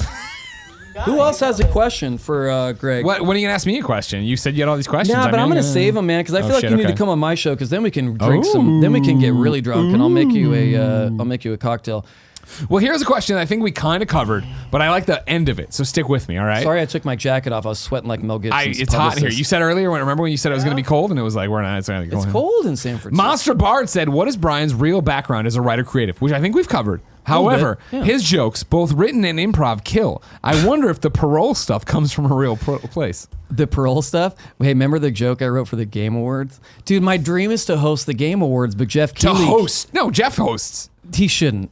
It What are you should be talking me. It should be me. Oh, okay, I see what you're The doing. problem is they won't let me do it because of this joke I wrote. What was the joke you wrote? So a few years ago, Troy was presenting at the awards. I think he was presenting like the best voice acting because it wasn't, he don't. Because he's not going to win. Well, no, I think it was a year where maybe he wasn't in a game or something. But like, Oh, yeah, okay. well, that's true. When was there? I don't know. He might have been presenting for another category. Anyway, he called me and said, they have this copy they want me to read, but should we do a joke? And I'm like, I mean, we could come up with a pretty funny joke.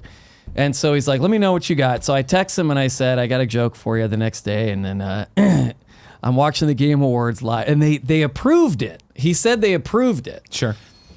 And so he comes out and he says, and his delivery was perfect. He comes out, well, he's an actor. He's a great actor. He comes out and he says, He's an actor. he's an actor. He comes out and he says, a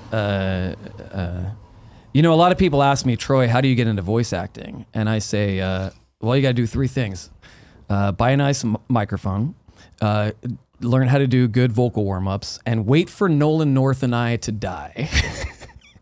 And there was like half whatever in the room, like because it was self-deprecating, but it was also like at that time those motherfuckers were in everything. Thank Like, God that's over. Thank Christ that's over. Now it's all Ashley Birch. Ugh. Oh, she's the best. She's dude. awesome. I love Ashley. She's got such cool hair. I'm so jealous. Very true. But then, like, I want to host the Game Awards, man, because I would give you Again, the influencer. you're not gonna host. Is this what you got for Influencer of the Year? Trending Gamer of the Year. Thank you very much. Show some respect on it. You know what I mean? Gamer of the Year. It was such a popular. I was such the definitive award nominee and winner that they stopped doing it 2 or 3 years later. Like, it was a big deal. No, they didn't. Yeah, they did because it didn't go well. They knew Travis and I were going to win for Yeehaw Game Ranch. Exactly. Don't even get me started on that fucking show. You know what We I mean? make Ninja look like he's never played a video game in his life. I know. You Well, can quote me on that. because I don't think Travis has ever played a video game in his life. You know what I mean? His hands are just so big. He's got these giant meatball hands. Do you want to know what's crazy? I'd love to know. Travis is one of the best video game players I know, but when Whatever. we play on camera, he's not that great. dude, for real. Like, But I am too. I'm not that great. I suck. all of us. But I'm I mean, not that great in real life. Travis is I'm great in not real saying life. I'm amazing at games, but there is a difference of like, I'm going to play this on stream, and suddenly you're in the chat, you're talking to somebody, you're drinking a thing, and you're like, oh fuck, I'm dead. The other hard thing is we look at these televisions and then there's lights. So you're like, you're not in your ideal gaming No. like room, and Like, I'm great at Luminous. I'm never going to fucking play Luminous on a goddamn fucking stream because I'll be terrible, and everybody will be like, you lied for years. And I'm Yeah. like, no, I didn't. Don't delete your Patreon pledge. Can you believe this was full when we got here this morning? I can't. You know what I mean? Like, that's the thing is, and that's what I liked about you. You came in here like, let's keep drinking. I'm like, let's keep drinking. Like, I drank on the plane. I'm like, your ride was at 7:30 in the morning, but I appreciate you were drinking. She looked at me. She the super nice flight attendant. Shout out to her for holding. Because you flew from Hold the door Burbank, which is closed. like a 45-minute flight. It was very short. She's like, "Do you want something to drink?" I said, "Do you have whiskey?" She's like, "I do." She was like, "I mean, like, I do. Do you want coffee?" And I was like, "Coffee? What the fuck? You think I'm trying to wake up?" I'm Yeah, trying exactly. No, that's not what this is about. No, I'm I trying gotta- to glide on in. I gotta sit and talk to a mouth. This breather feels for like an the hour. right time for this question then. Hit me. Double T writes into the friend zone, patreon.com/kindafunny. Says, I love Ryan. I'm sure they get into it, but definitely have him tell the definitive story about being roommates with the Troy Baker. You already did the What's the definitive story? I love Troy. He financed my books. This is great. He's a great person. Tell me about Troy being a shitbag. You know what I mean? Bring it down. When did he poop his pants? When did he vomit in the sink? He never pooped his pants. Dude, how about his... I mean, not that he told me. He's got such good style. No, man, he took such good care of me. I don't have anything bad to say about that guy. He really helped me in my career. And if it wasn't for him, I wouldn't have met Travis, and I wouldn't have met my lady. I wouldn't have met been a part of Critical Role or done any of this. Because I was just, it was really funny because he would bring me around all the voice actors, and like they all hang out together. It's a very tight knit group. There aren't really a ton of voice actors like I said in LA with the text, right? Yeah. And yeah, that's exactly right. The text I sent you. Yeah, like when someone's cool, they're cool. And so he would bring me at all these things and we would kind of hang out, and he just recognized in me talent, but the inability to overcome my own obstructions to achieve my goals, and said, if I can in some way placate the heaviness, it could free him to pursue what he wants to pursue. And that's the thing that he did for me. And we would go to these things. And I met Mary Elizabeth McGlynn at the Hard Rock Casino in Las Vegas for Anime Vegas. She was playing cards and talking shit. It was the coolest thing. She was smoking back then. And she just seemed like fucking Sigourney Weaver and Alien to me. But yeah, no, man, he introduced me to everybody, and he's a huge part of why I'm where I am today. And I don't have any bad things to say about him. I mean, he does take a long time to get ready. Oh, if you're like, hey man, we got to go in like 15 minutes, he's like, no problem. I'm gonna get in the shower. I'm going to head to the dry cleaners and have my clothes dry cleaned for the night. Then I'm going to head to the pressers and have them pressed. Then I'm going to spend about 45 minutes on the hair, which the hair looks great. He's got great hair. Hair looks great. Your hair looks great too. Oh, thanks, man. What do you do to it? What is this? Is there what product is in there? I use a clay stuff that I get on Amazon. You only use about like a dime? Like a dime. I would say a dime. Okay. I didn't mean to do that gesture that I guess is... Don't do this. This is my thing. Well, every time restaurant people walk over, they're like, how was the meal? And I go, it's great. And my wife's like, that's racist now. And I'm like, no, it's if we give in to the... If I don't care if bad people are taking okay away from me. First off, that's a great gift. Sorry. If bad people are taking okay away from me, I'm going to fight back. I've given up a lot of ground on bad people things. I don't keep up with a lot of the news, so I miss that. I didn't. Somebody just told me about that the other day because I don't keep up with a lot of this stuff. Blew my mind. We went to Full Sail. We did a whole thing there for Full Sail's Hall of Fame, all this different stuff. Dude, Full Sail? Awesome. It was really cool. Yeah. But we're walking around. They done all these different paintings and like things on the like plywood and shit. And somebody drew Pepe the Frog, and I was like, is this a statement, or is this someone not aware that you can no longer use Pepe the Frog? Yeah. Because I'm not, because it wasn't about like fucking minorities suck. It was like I'm a frog saying something. I was like, is this person disconnected from the current discourse about Pepe the Frog? Could be. Because I'll give up the shitty frog, but I'm not giving up. Okay, it's a fucking emoji. When it stops being an emoji officially endorsed by Tim Cook, then I'll take it away. What emoji? Tim Apple, you mean? What emoji? You can do the OK symbol. Oh, that thing. When the OK symbol goes away from Apple, that's when I'm like, we've lost the war. But until then, I'm going to fight the good fight that it means OK. And not, what does it mean, Kevin? It's white power. No, in what sense of the fucking word is this? It's a W and Don't then a say P. that, Kevin. You can't say that. It's an upside down P? I can't. He's Peruvian. Yeah. It's an upside down P? You're No, Peruvian? it's a regular P. See? And then it goes down your wrist.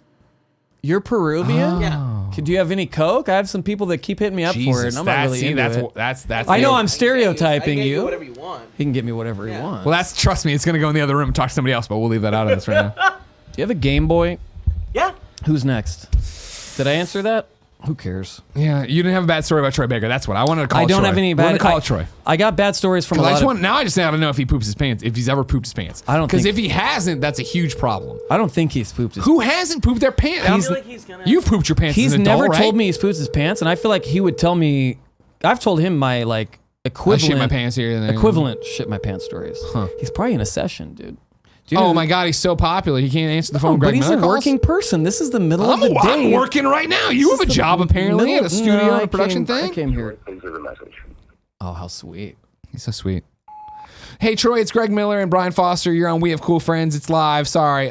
We need to know if you've ever pooped your pants. Please call me back as soon as you can. Know that he has never pooped his pants. Troy, you would have told me if you pooped your pants. There's no way you have not ever shit your pants as an adult, not as a kid. I'm not being like you this thing, Troy. You know what I mean? But it's just one of those things. It needs to be a story because everybody listening right now is like, I've shit my pants before. Like Troy Baker never has. He can't be that perfect. Because let me tell you, you came out looking perfect on this We Have Cool Friends. Brian loves you. You gave him this start in the industry, the world. I love you. You all know that. You're a great person. Yeah. It's just, you better fucking poop your pants. You better poop your pants, dude. Al Roker style in the White House. Wait, did Al Roker poop his pants Al in the White Roker House? pooped his pants in the White House. Look it up.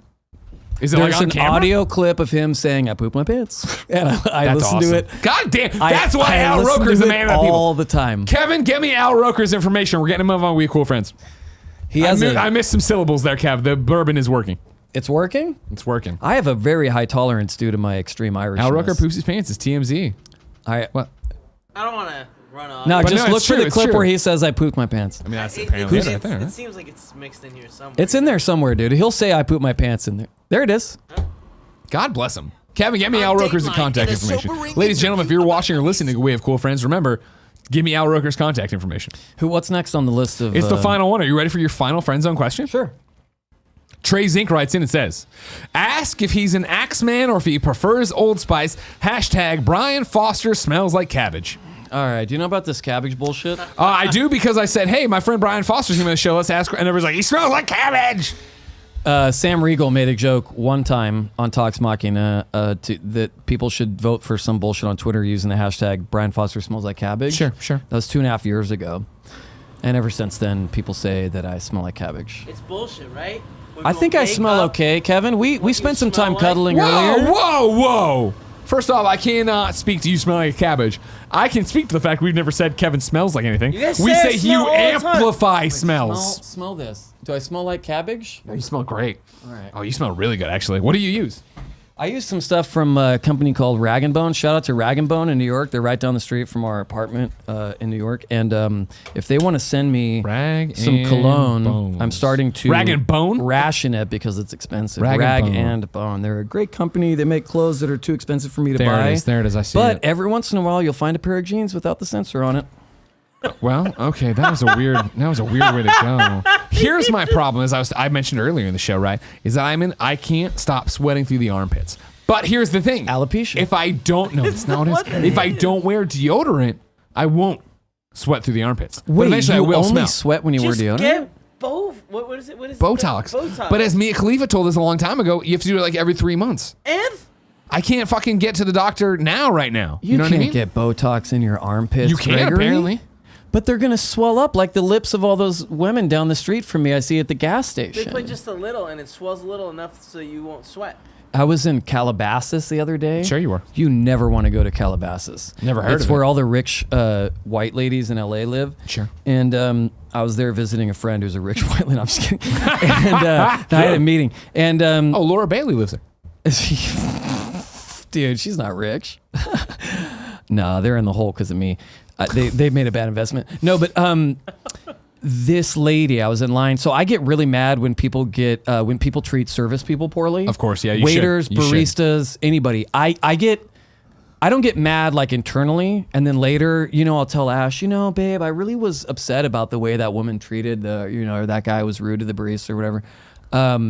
No, I confront them. There was one time where I went to Chicago, and the Calabasas thing was just some lady being mean to the barista, but this story is better. I went to Chicago, and I was living with Troy because he found this story hilarious. I had to get up at 4 a.m. or something to fly out of LAX, which is like a 2-hour drive. This guy in front of me was on a Bluetooth, right? This is back in the day. Sure, yeah. He's on a Bluetooth. He gets up to the front. The woman says, hi, can I take your order? It's 5:30 in the morning. They just opened or whatever. And he fucking shushes her, puts his finger in her face and shushes her and goes points to his Oh my fucking God. bullshit Bluetooth and says I'm on the phone. Sorry, Kevin. And I'm like, no, because that was my Starbucks. She was my girl. That's dude, your who barista. Made my That's your drinks. fucking barista. I take care of That's her. your I Pokestop. tipped her more than the drinks because she took such good care of me. Sure. This motherfucker, dude, puts his he's like, shh. So he's like, yeah, we can get the deal done, but it's gonna be 12% instead of like 5. He's probably an agent or some douchebag or whatever. The only thing worse than an agent. You said agent, right? Yeah. Cool. The only We thing might be worse, slurring a bit, and for a second it sounded like Asian, and I was I'm like, that not can't be slurring, possible. dude. That is not what he fucking said. no, never. I haven't had enough to drink. No, he's probably, there's a lot of agents, and you can point them out in LA because they always wear blue suits, and they're always coked up out of their fucking mind. So he's like, nah, and so there's 10 people in line behind me. So there's all these people. There's this huge dude behind me, and everybody's getting upset. And I don't know, dude. It was the mix of maybe being hungover, maybe super early in the morning. She was like, "Sir, if I can just take your order and then just move give me your order, on. and then you Yeah, can go to yeah. the side and continue your phone call." And he zhuzhes her again, and I flicked the Bluetooth off his ear. Holy shit. I don't know what. I just Holy went, shit. and it landed in the chocolates. You know, they have like the Yeah, gum oh and the yeah, I've been chocolates to and shit. Starbucks, yeah. But he couldn't find it because he was so shocked. And he turned around and it was like this, and he's like, Gary, and he's trying to find the Bluetooth, and she was like, oh my god. And you never, gets- you drank for free the rest of your life. At that He gets the, Starbucks. I wish. He gets the Bluetooth back and he's like, Gary, I said 12%. Did you hear me? I'm so sorry. And he steps out of line. So I walk to the front and I'm like, how you doing, Amanda? Can I get the usual, you know? She's like, you're up early. I'm like, yeah, I'm flying to Chicago. Whatever. This guy comes over and he's like, did you flick my headset off? I was like, I sure as fuck did. Why did you do that? I'm like, you don't put your finger in anybody's face and tell them to shh. Get on the fucking line. Yeah, unless it's the cops. Yeah. You don't do that to anybody. Right. And he was like, I was on the phone. I'm like, I don't give a fuck. You're being rude. I can't handle that shit. And then he gets all fucking pissed. This dude behind me, who was like probably a bouncer, he was like, sir, go about your business. And the dude's like, but he flicked my Bluetooth. He's like, go about your business. And the dude's like, okay, I'm leaving. He left without a drink. Happiest day of my life. I flicked that motherfucker's Bluetooth. I hate it when people are rude to service people. Sure. It's like, Somebody on the other day was doing a thing on Reddit where it's like, how do you tell if somebody's a keeper? What are you doing on Yeah, first yeah, date? yeah. And they're like, literally go to a restaurant and see how they treat service people. No. if they're like, did you ever see The Game with Michael Douglas? That's a great Am I alive? movie. Of course I've seen The Game with Michael Douglas. Is he lying, Kevin? Oh, am I alive? I said I'm slurring. I said I'm alive. No, I've definitely seen The Game. When Penn, Sean you kidding Penn's me? like, this was Ice-T. That's like the rudest. I know, right? This was Ice-T. Game's a great movie. The Game's a great movie. It's underrated. One of David Fincher's best films, in my opinion. First celebrity I met when I moved to LA was David Fincher. Was he outside the bus station? I did the worst possible thing you could ever Oh, do, and Jesus I've never God, done what it did you since. do? I walked up to him and I said, "You're David Fincher." What did he say? Yeah. He's like, "Get the fuck away from me, bike messenger." No, he was super nice. And then I walked back to my group of friends, and they were like, "So, this is what not to do in LA. Don't do that in LA. Do not. Don't and do that's that. that's the day I learned. Don't do that when you see somebody. How often do you get approached in public? Now that you're a big time, again, no, coattail rider of I Felicia Day, my dear friend, who's the greatest. Oh, you human were of going to all name time. drop too. Okay. No, Is she I on the mean, wall yet? Felicia's Do we put her on the wall? responsible She's for. kind of mean. Felicia's. A lot of people online say she's kind of mean. She's kind of mean. She's not mean to me. No, a long time She's ago, not She mean. Felicia said came she'd come in. back and apologize. She's not It's mean Oh, to me. there she is. I see her right there. A long time ago, Felicia? Felicia came on the Game Over Greggy show, photo's and too small, she Greg. called a God damn spade it. a spade and said that What? Kevin Coelho was disgusting. What? She nailed him. She fucking got him. She knew. Are for you a that- person who typically finds himself offended by the truth? I was having a consensual moment with my now wife, so I don't know. I believe what it was that you licked the inside of her mouth and she wasn't ready for You that. had a consensual moment with your wife in front of Felicia Day? No. This is a story we told. Back in the old days, again, this is the old studio I was telling you about that only the cool Critical Role people ever came to. Yeah. But Kevin would have sat right about here while we podcast. Oh, okay. And so it was Right all of next us to the around a camera. table. And yeah, I forget what it was. That was the story. You licked Paul's mouth or we something. were at a restaurant, and Are you prone to compulsive masturbation? Well, yeah. Look Yeah, at I him. mean, aren't we all? Aren't we all? I don't know. I had my stuff removed in the early 90s. It's the only reason why Ashley agreed to marry me. She's like, I know you can't reproduce. Eunuch, yeah. Go ahead, Kevin. I don't know. I was in a restaurant with Tim Gettys, and for whatever reason, I was just like, lick my tongue. To your I- wife? And I she was looked like, at my no, wife. I think, right? No, she was like, yeah, sure. and then licked my tongue, and then In front of Felicia Day? No. It was a story told, and that's where I'm thinking. Everybody who wants to go back and watch that Game Over Greg show with Felicia Day, you can then tweet me and Brian. Let us know. Why would you do what it was? Because I don't think it was as easy as lick my tongue, and she was like, Why okay. would you lick No, your I'm pretty wife's sure tongue it's- in front of Felicia Day? I believe she licked mine, but I could be remembering things wrong. Yeah, Drew Baca 13 in let's the get chat your says, I wife remember on the Paula phone, not Kevin. liking it. Hold on, we'll figure it out. No, I think Felicia Tim didn't like it. Day, Game Over Greg. We're done, right? This is off. We've been off the air Oh, for we like cut the a long last time 20 ago. Yeah, 20 this or isn't 25 live. minutes. This isn't a thing. No, You, still really, live. tell me whatever you want to say about Travis Willingham because he sucks. Alive. Travis Willingham is the CEO of Critical Role. What did I call it earlier? Whatever that was in that letter they gave me. Man, Travis is the GOAT, dude. Travis is probably the most solid dude I've ever known. He's like he's that weird blend of his size is all people kind of compliment on or Sure. comment on a lot of times or Huge compliment fat on dick. and oh, you're so big or so fit or like did you're you say? obviously so ripped. What'd you say? And what? I'm talking about how big he is. Oh yeah. Yeah. Where specifically? Did you talk about his dick? His body. I don't know. I didn't say anything about dicks. I don't know anything about his Huge dick. fat dick. But he is a smart strategic dude Yeah.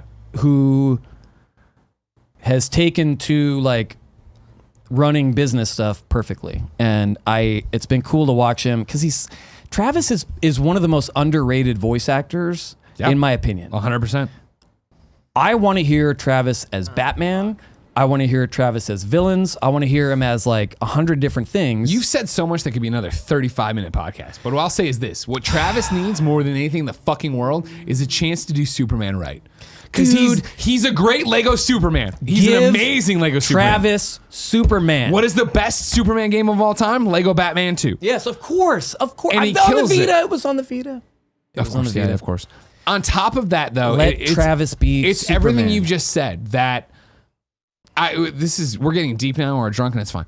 But we've talked about it recently on a lot of Games Daily a lot. But where Tim keeps coming up, me and Tim had this conversation recently that didn't shake me, but is in light of everything that's happening in the world, right? Yeah. Where Tim's like, I think the real thing is we just have to stop believing that everybody's a good person.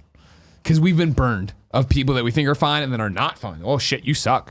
And Travis and Laura, and don't get me wrong, Liam, right? And Mercer, and like everybody from Critical Role and Troy and Nolan, Yeah. and the people, people I know from Up at Noon. But like literally Travis and Laura, you look at and you're like, you guys are like literally the perfect couple of like what like people you'd want to know and want to hang out with and are awesome and funny and are cool and do all this different stuff. And like when Laura came on Up at Noon to talk about Infamous First Light, and I made a joke about love her that making game. out with Troy, and Travis yeah. shit talked me on Twitter. So then when Travis came through, he wanted to throw balls at my nuts, And I was he like, did, and he hits you in the hit me fucking nuts? really fucking hard. Is But that it's like- online still? Oh, it's still on Go IGN. watch Yeah, it. IGN's still in business. Go Don't watch worry it. about it. It's not like Defy Media. He came on and did all this Is stuff. but it's Polygon like, still in business? yes, I feel like what they're is your not. fucking axe to grind with Polygon? I don't have any axe to grind. I just every time I try to load their website, I just realize that I don't want to. Okay. You're throwing down opinions right now. No, but Kotaku is my favorite forum, though. Stop. That was a joke you already made. That joke's already been played deep. out. I like I'm that he's doing deep it in the again. Kotaku forums. Sorry. It's fine. But again, Travis and Laura just like it's like I keep waiting for the shoe to drop, and it's the same thing. Like, you talked about it in a brief thing. You didn't name it, but imposter syndrome. Yeah. Of like until you said something, it was that thing of like, man, I feel like I'm hitting it off with these people, and we are friends, but I don't know if we're friends, and I don't know how to deal with that. And it was the same way. Even I was talking about it like, and what you're talking about of like energy, right? In people, where it's like you and me, I think are friends, Yeah.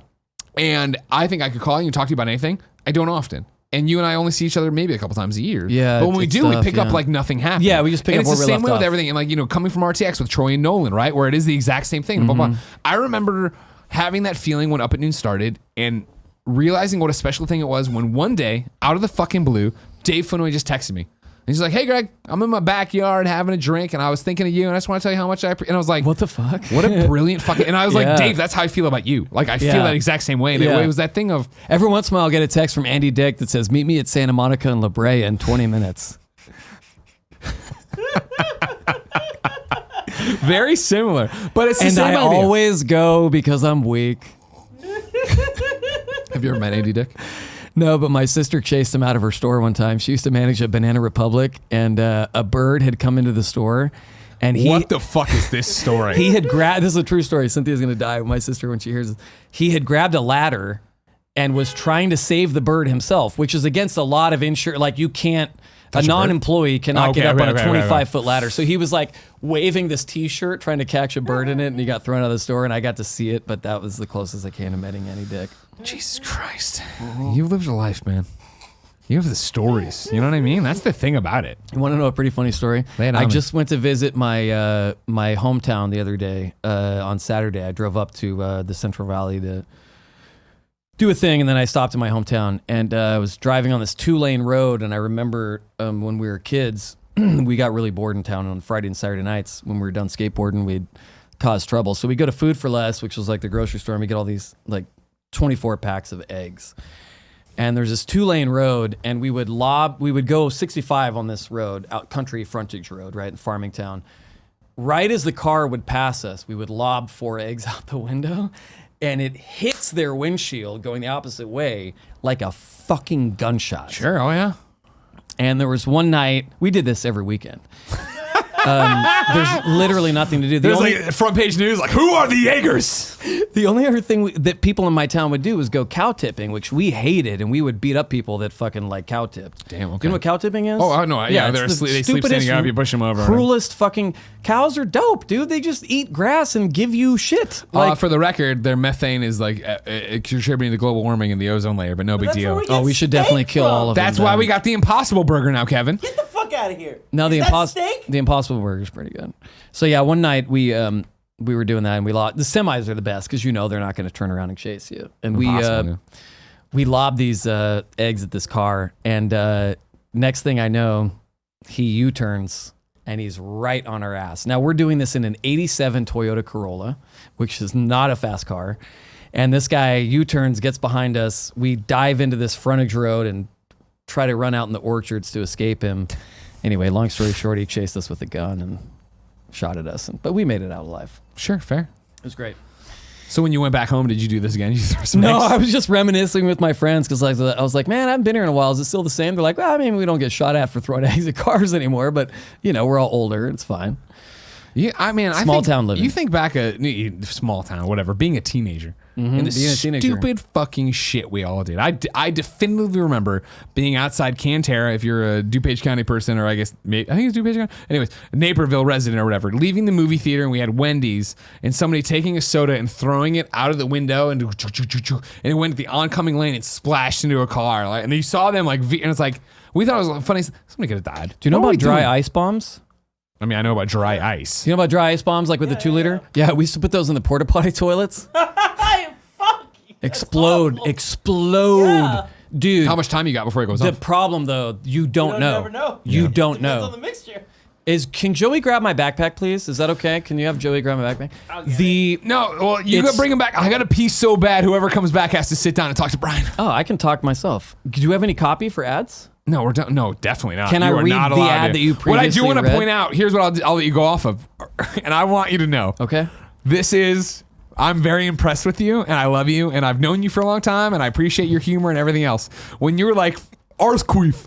Yeah, Ars Queef. He's in the chat right now. I was like, fuck off. Ars Queef tweeted me. What did he say? He's live tweeting. He's the greatest. He put up. Thank you, darling. Thank you so much. You like this Joey, backpack? sit down and talk to him. It's my Star Wars backpack. Oh my God. Hey, Joey, sit down. Okay. Where are you from? Originally. I'm from Roseville, California. Oh my God. Yeah. I know where Roseville is, up by Sacramento. Yeah. Okay, so I almost I didn't go to senior prom. But if I did, I was gonna ask this girl that lived in Roseville. Oh. But I got in trouble. I couldn't go to prom.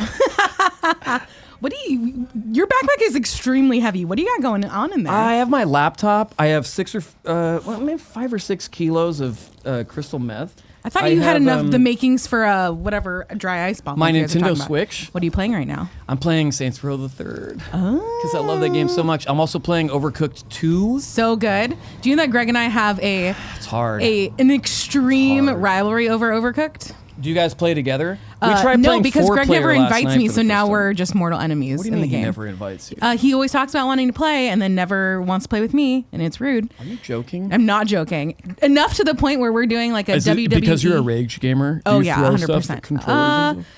I don't throw them, but I very vocal. Mm-hmm. We're having this like a pay-per-view for the like world championship belt thing. It's like very wrestling, and the top billed act is me and Greg in a cage match over Overcooked. Dude, it's so hard. October, guys, it's gonna be real great. Overcooked is so hard. Yeah, we played one time, and I accidentally screwed over one of our other co-hosts because I was delivering to the wrong side of the board. It's been a whole. I got in a fight with storyline. my friends last night playing Overcooked But it's so good. because you got to pull your weight. Yeah, If you are on dish cleaning and delivery, and you don't do it. once you deliver a plate, you grab those fucking dirty dishes next to that delivery spot and you take them to the sink. Yeah. And if somebody is not willing to do that, they should not be playing Overcooked. And you have to establish who's calling out the orders, who's throwing the ingredients. Like everyone has to have a role. And if you can't hang, you got to get out of the kitchen. I consistently berate my friends while we play. Do you think I'm contributing to the problem? No, because you're establishing boundaries and rules. I have people that won't play Overcooked with me anymore. I understand. I'm gonna have to totally take. get that. I'm gonna Greg have is to take not a one of break. those people because he never plays with me, but maybe he would be if he wasn't such a coward. Call him That's how I out. feel. I think I need to take a break after last night. You think- Because it will test friendships and relationships. Ash and I have almost gotten in arguments playing Overcooked because feel- yeah. I'm like, why did you throw you have to cut the potato? You just Before you throw it in the threw fryer. a whole potato at me. I Yeah. can't put this in the fryer. You have the cutting board. I only have the fryer. You got to do this. The rafts when they Oh, separate no, you. I hate that. Or the little portal ones. Those suck too. The portal ones suck. I Yeah. hate that shit because then you have to take it through the portal to deliver, but then if you fall into the creek and shit, you die. And then you like, whatever lose the else. thing that you have, and it sucks, and I hate it. The end. So you're originally from Roseville. I am. What made you decide to work with these D-bags? So I was living in Orange County at the time, I'm sorry. working at with your sister. Yes. We were hanging out, Uh-huh. and then one of my friends was like, "Hey, he makes video games, all this stuff. He's been listening to Greg forever. It's like, hey, there's this funny show, we should watch it." So he turns on Oreo Oration. Oh yeah, yeah, yeah. And so I was yeah, like, yeah. this is dumb. This is real dumb. And then I was like, we watched a few more. I was like, okay, this is like kind of great. Yeah. So then started doing that. Then we went through all of those and went through all of the other shows that they had done. Like, oh, they have podcasts now. I'm like, great. I can listen to this. And at that point, I wasn't really playing games anymore. Yeah. And then I was like, awesome, this is fun. And then I went to a couple events, started modding for their community stuff, the Facebook group, yeah. Twitch chat. And then they were like, hey, you do good things. Do you wanna just maybe you want to join do the more team? things. Yeah. And then maybe we give you money for it. How much money? Is it enough? Do you feel like Not enough. The joke If I could get a originally was second though that raise- we were like we hired her part time. Oh, yeah. Like, hey, yeah, this should be a While job. I was working you can only do at this. Vanguard. This is a 15-hour job. 10 hours. Yeah. It was 10 hours hours. a week. Yeah. 10 now- hours a week? and now I'm here. This is web, baby. I know. There ain't no such thing as 10 hours a Yeah. week. By the way, I'm officially recruiting Brian to be on my team for Overcooked. Yeah. So just so you know. As people know who watched Travis's Game Ranks, I'm one of the best. I'm one of the trending gamers. It's too bad they don't give that award away. They anymore. knocked it out of the park in 2015. Then they did 2016, 17, stopped because it that was the last too one? perfect. No, there's two more. Can I ask you before you get to the? I want you to think of some really interesting questions for me before we're done. I But mean, we've had a really interesting 2 hours. Before- the this last hasn't been 15 2 minutes has been coasting on fumes, but what do you think of Robert Pattinson as Batman? Batman. I'm all in. I am 100% in. That guy is a fantastic. I have never seen the Twilight movies, but I watched his indie movies. Yeah. That guy is a fantastic actor. I watched the Twilight movies. He's a fantastic actor. That doesn't stop anybody from doing anything. Yeah, That's the thing is everybody gets makeup. so hung up on the fact of, oh, he did this, oh, he did that. Kenny, back in the day, I did a Ben Affleck live stream support group because I was the DC guy. Of like, give it a shot. What do we care? I'm not old enough to remember it, but like Are you still team Batman v Superman is a good movie? what is the team? Is it a good movie? Yes. Kevin, Batman v Superman is not a bad movie. Is it a great movie? No. Is it a perfect movie? Fuck no. Are you kidding me? It's a fun Batman v Superman movie. Okay, Jesse Eisenberg. Yeah, he puts that fucking Jolly Rancher in the congressman's mouth, nails him.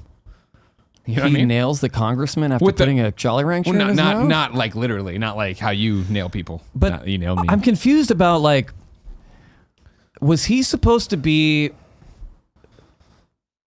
I don't know much about the comics. Is his superpower that he just talks and annoys people to death, like Pretty much, Luthor? yeah.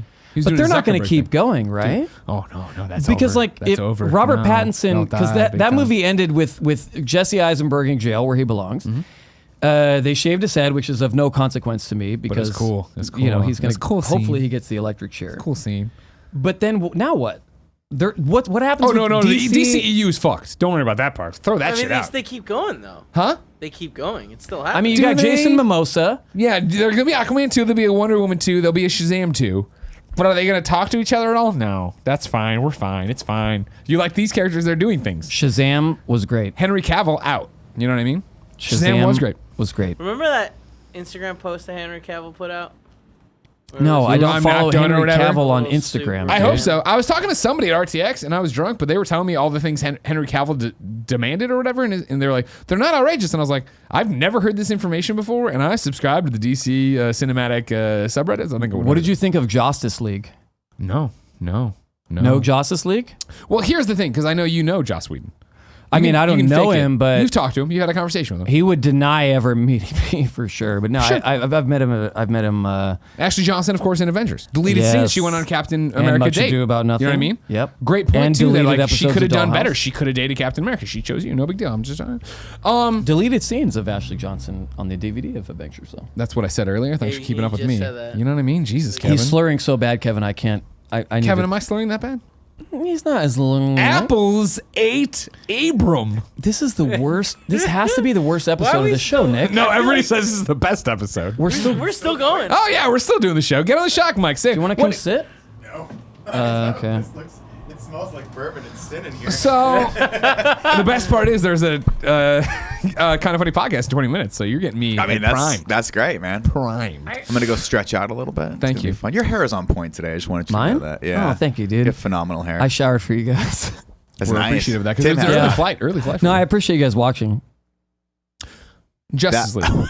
What they should have done is committed to Zack Snyder's vision. Don't say that. Don't say They that should like have, guys. he- I'm But not that's being tough, an man. asshole about it. No, but his kid, there was a tragedy. very man. sad. I'm aware. Very sad. He couldn't- I don't think yeah. that's the real reason they moved away from it. No, it's not. And I don't think that's why when they brought in Whedon, they were like, just fucking fix it, please. Yeah. Where he put in all these things where the last 15 minutes of Justice League are where the DC EU should have started.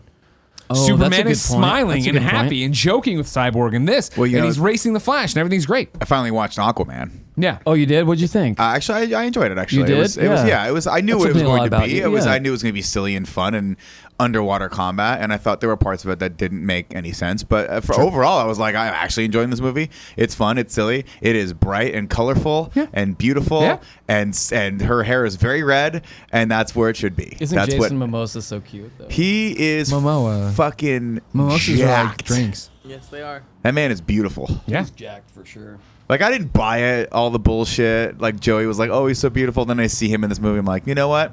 She might be onto something. Do you know that he's married to Lisa Bonet now? Hell yeah. He Holy is shit. literally, Don't they have kids, what's too? her name? Don't they have kids? Stepdad. Yeah. And they're like almost the same age. Yeah. And good for Lisa Bonet. And then and that's the thing about watching Big Little Zoe Lies, Kravitz, yeah, a that's great what it's fucking show Is that Lisa everybody should Bonet watch. on that? No, Zoe Zoe Kravitz Kravitz is- is so on Zoe- it. Oh, And Zoe Zoe Kravitz. Kravitz Lisa looks Bonet. just Yeah. like Yeah, Lisa yeah, yeah. Bonet. Yeah. Well, I mean, Fuck. Lisa Bonet hasn't aged. no. No, Fuck, dude. man. I had a huge crush on her. Back How could in the you day. not? Same. Yeah, still do. Heathcliff I really Huxtable's had favorite a daughter. crush on Jessie Spano, but only Sure. after she got hooked on the caffeine pills. Oh, yeah. You could like relate. him You could relate. damaged. Then she was like super hot. to Do you me know for that some that, reason. that character is actually the same character she did in Showgirls? Yeah. it's the Is it same. really? No, but That's what It happens would be when you amazing if fuck the with pills, caffeine leads kids. to cocaine, which leads to Vegas, which leads to burlesque shows. Why not? Could you believe Showgirls is directed by the same person who did Starship Troopers? And I RoboCop. can. I can. RoboCop, I can't the believe all original. those things. And Basic Instinct. Paul Verhoeven is great. Is he still around? Yeah. I think Hold so. on, real quick, because this is Real earlier in quist? the show. Shut up! You fucked up words earlier too. Nah. If I was to tell you, Because you're standing, that ball of bourbon was like half full. Nah. Jean-Claude Van Damme, Yeah. Rob Schneider, the movie is. Knockoff. God damn it! I was quizzing Nick. Oh, sorry. Oh, I've never seen it. I would not have gotten that one. Well, you just got a free one. I stopped watching You guys have Jean-Claude Van Damme Redbox in movies San after Francisco? Lionheart. I was like, you got me once with... Ashley's first movie, Really? Lionheart. Who is Yep. she in that? She played JCVD's niece. Have you guys seen the film JCVD? Yes, great. Do you fucking well up with tears Yeah. in that scene where When he goes above? elevates into Yeah. this thing He's and does talking to that us. monologue and he's Yeah. talking to us? Here's what's more surprising. I did not know Jean-Claude Van Damme could act until I heard him speak his native tongue, and then I was like, "Oh, you're Yeah. actually really good at this. You Yeah, just can't yeah, emote he's- very well with English because of the accent Yeah. and some of the translation issues." But that movie was great. He's from Belgium, which is near Spain. Have you guys traveled a lot? Never we to travel Belgium. a bit. I've had a waffle. They speak French in Belgium, though, right? Yeah. Yeah, Yeah, They eat speak fries French. with mayonnaise. yeah. That's I'd like called to go. poutine. No, you're wrong about that one. No, I know. My friend's a French Canadian. I your know, wife. I know a French Jen. Canadian. Yeah, she yeah, told me yeah. that it's mayonnaise, fries, and a little bit of salsa. Don't make her call, please. Don't make her call right now in the middle Did of the show. Troy call dude. back? No, no. I had it turned up. He's no. mad at you, dude. What else do you have to 'Cause I ask fucking me? showed him. We That should was let it. It's dead. It's done. we That's should all let of them. these people go. Okay. And by these people, I mean all your employees. Sure. Yeah. Everybody should have lunch in the 15 minutes before the next show. I already ate. Ladies and gentlemen, this has been We Have Cool Friends with Brian W. Foster. Brian, where can people keep up with you? Don't. It's not worth it. Honestly, dude, honestly, I'm so afraid of tweeting anything nowadays because you get in trouble for everything. Sure. Sure. My That's the Nick tweets, Scarpino method. my tweets are just about No, I work. do the opposite, Greg. I go full on through. You know how like when Really? I dig myself a hole, I go, let's keep going and see what's true, down you there. do that, What's yeah. down there? Is it a pipe? Is it gonna blow up like the Burbs? Remember that movie? I do remember Great The Burbs. movie. Oh, the Great Burbs. fucking movie. The Okay, great Burbs. film. Yeah, dude. Tom Hanks. I don't really. I'm very safe now with what I used to be. You know me. I'm a pretty edgy dude, not for the sake of being, but because of the lifestyle that I've lived. But Yeah. I don't really. I tweet about work or stupid stuff. I don't really share my opinions anymore because people tend to lash out. You know. Sure. It's the internet Well, for you. But you can follow me. Ned_says kept up with what I was putting down and says Talks Machina is on Tuesday, 7 p.m. Pacific, lol. Like, that's what I was saying. Follow your content. I see. Yes. Twitch.tv/Critical Role, YouTube.com/Critical Role, or at Critical Role on Twitter, or at Critical_Role on Instagram, I think, because of the thing.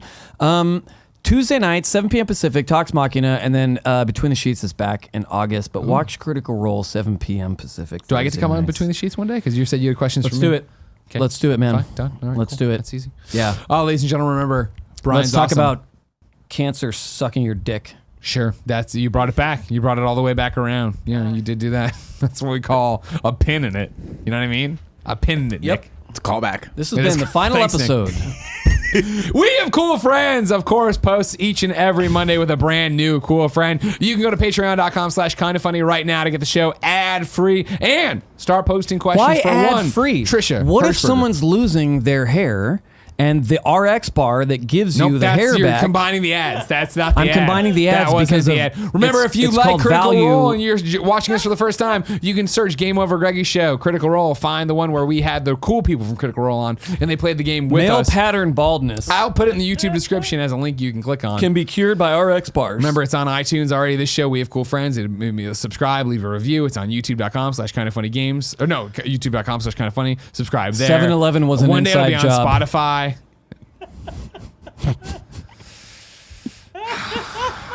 Until next time, it's been our pleasure to serve you. The Rock hates Greg. No, that is not true! I love you.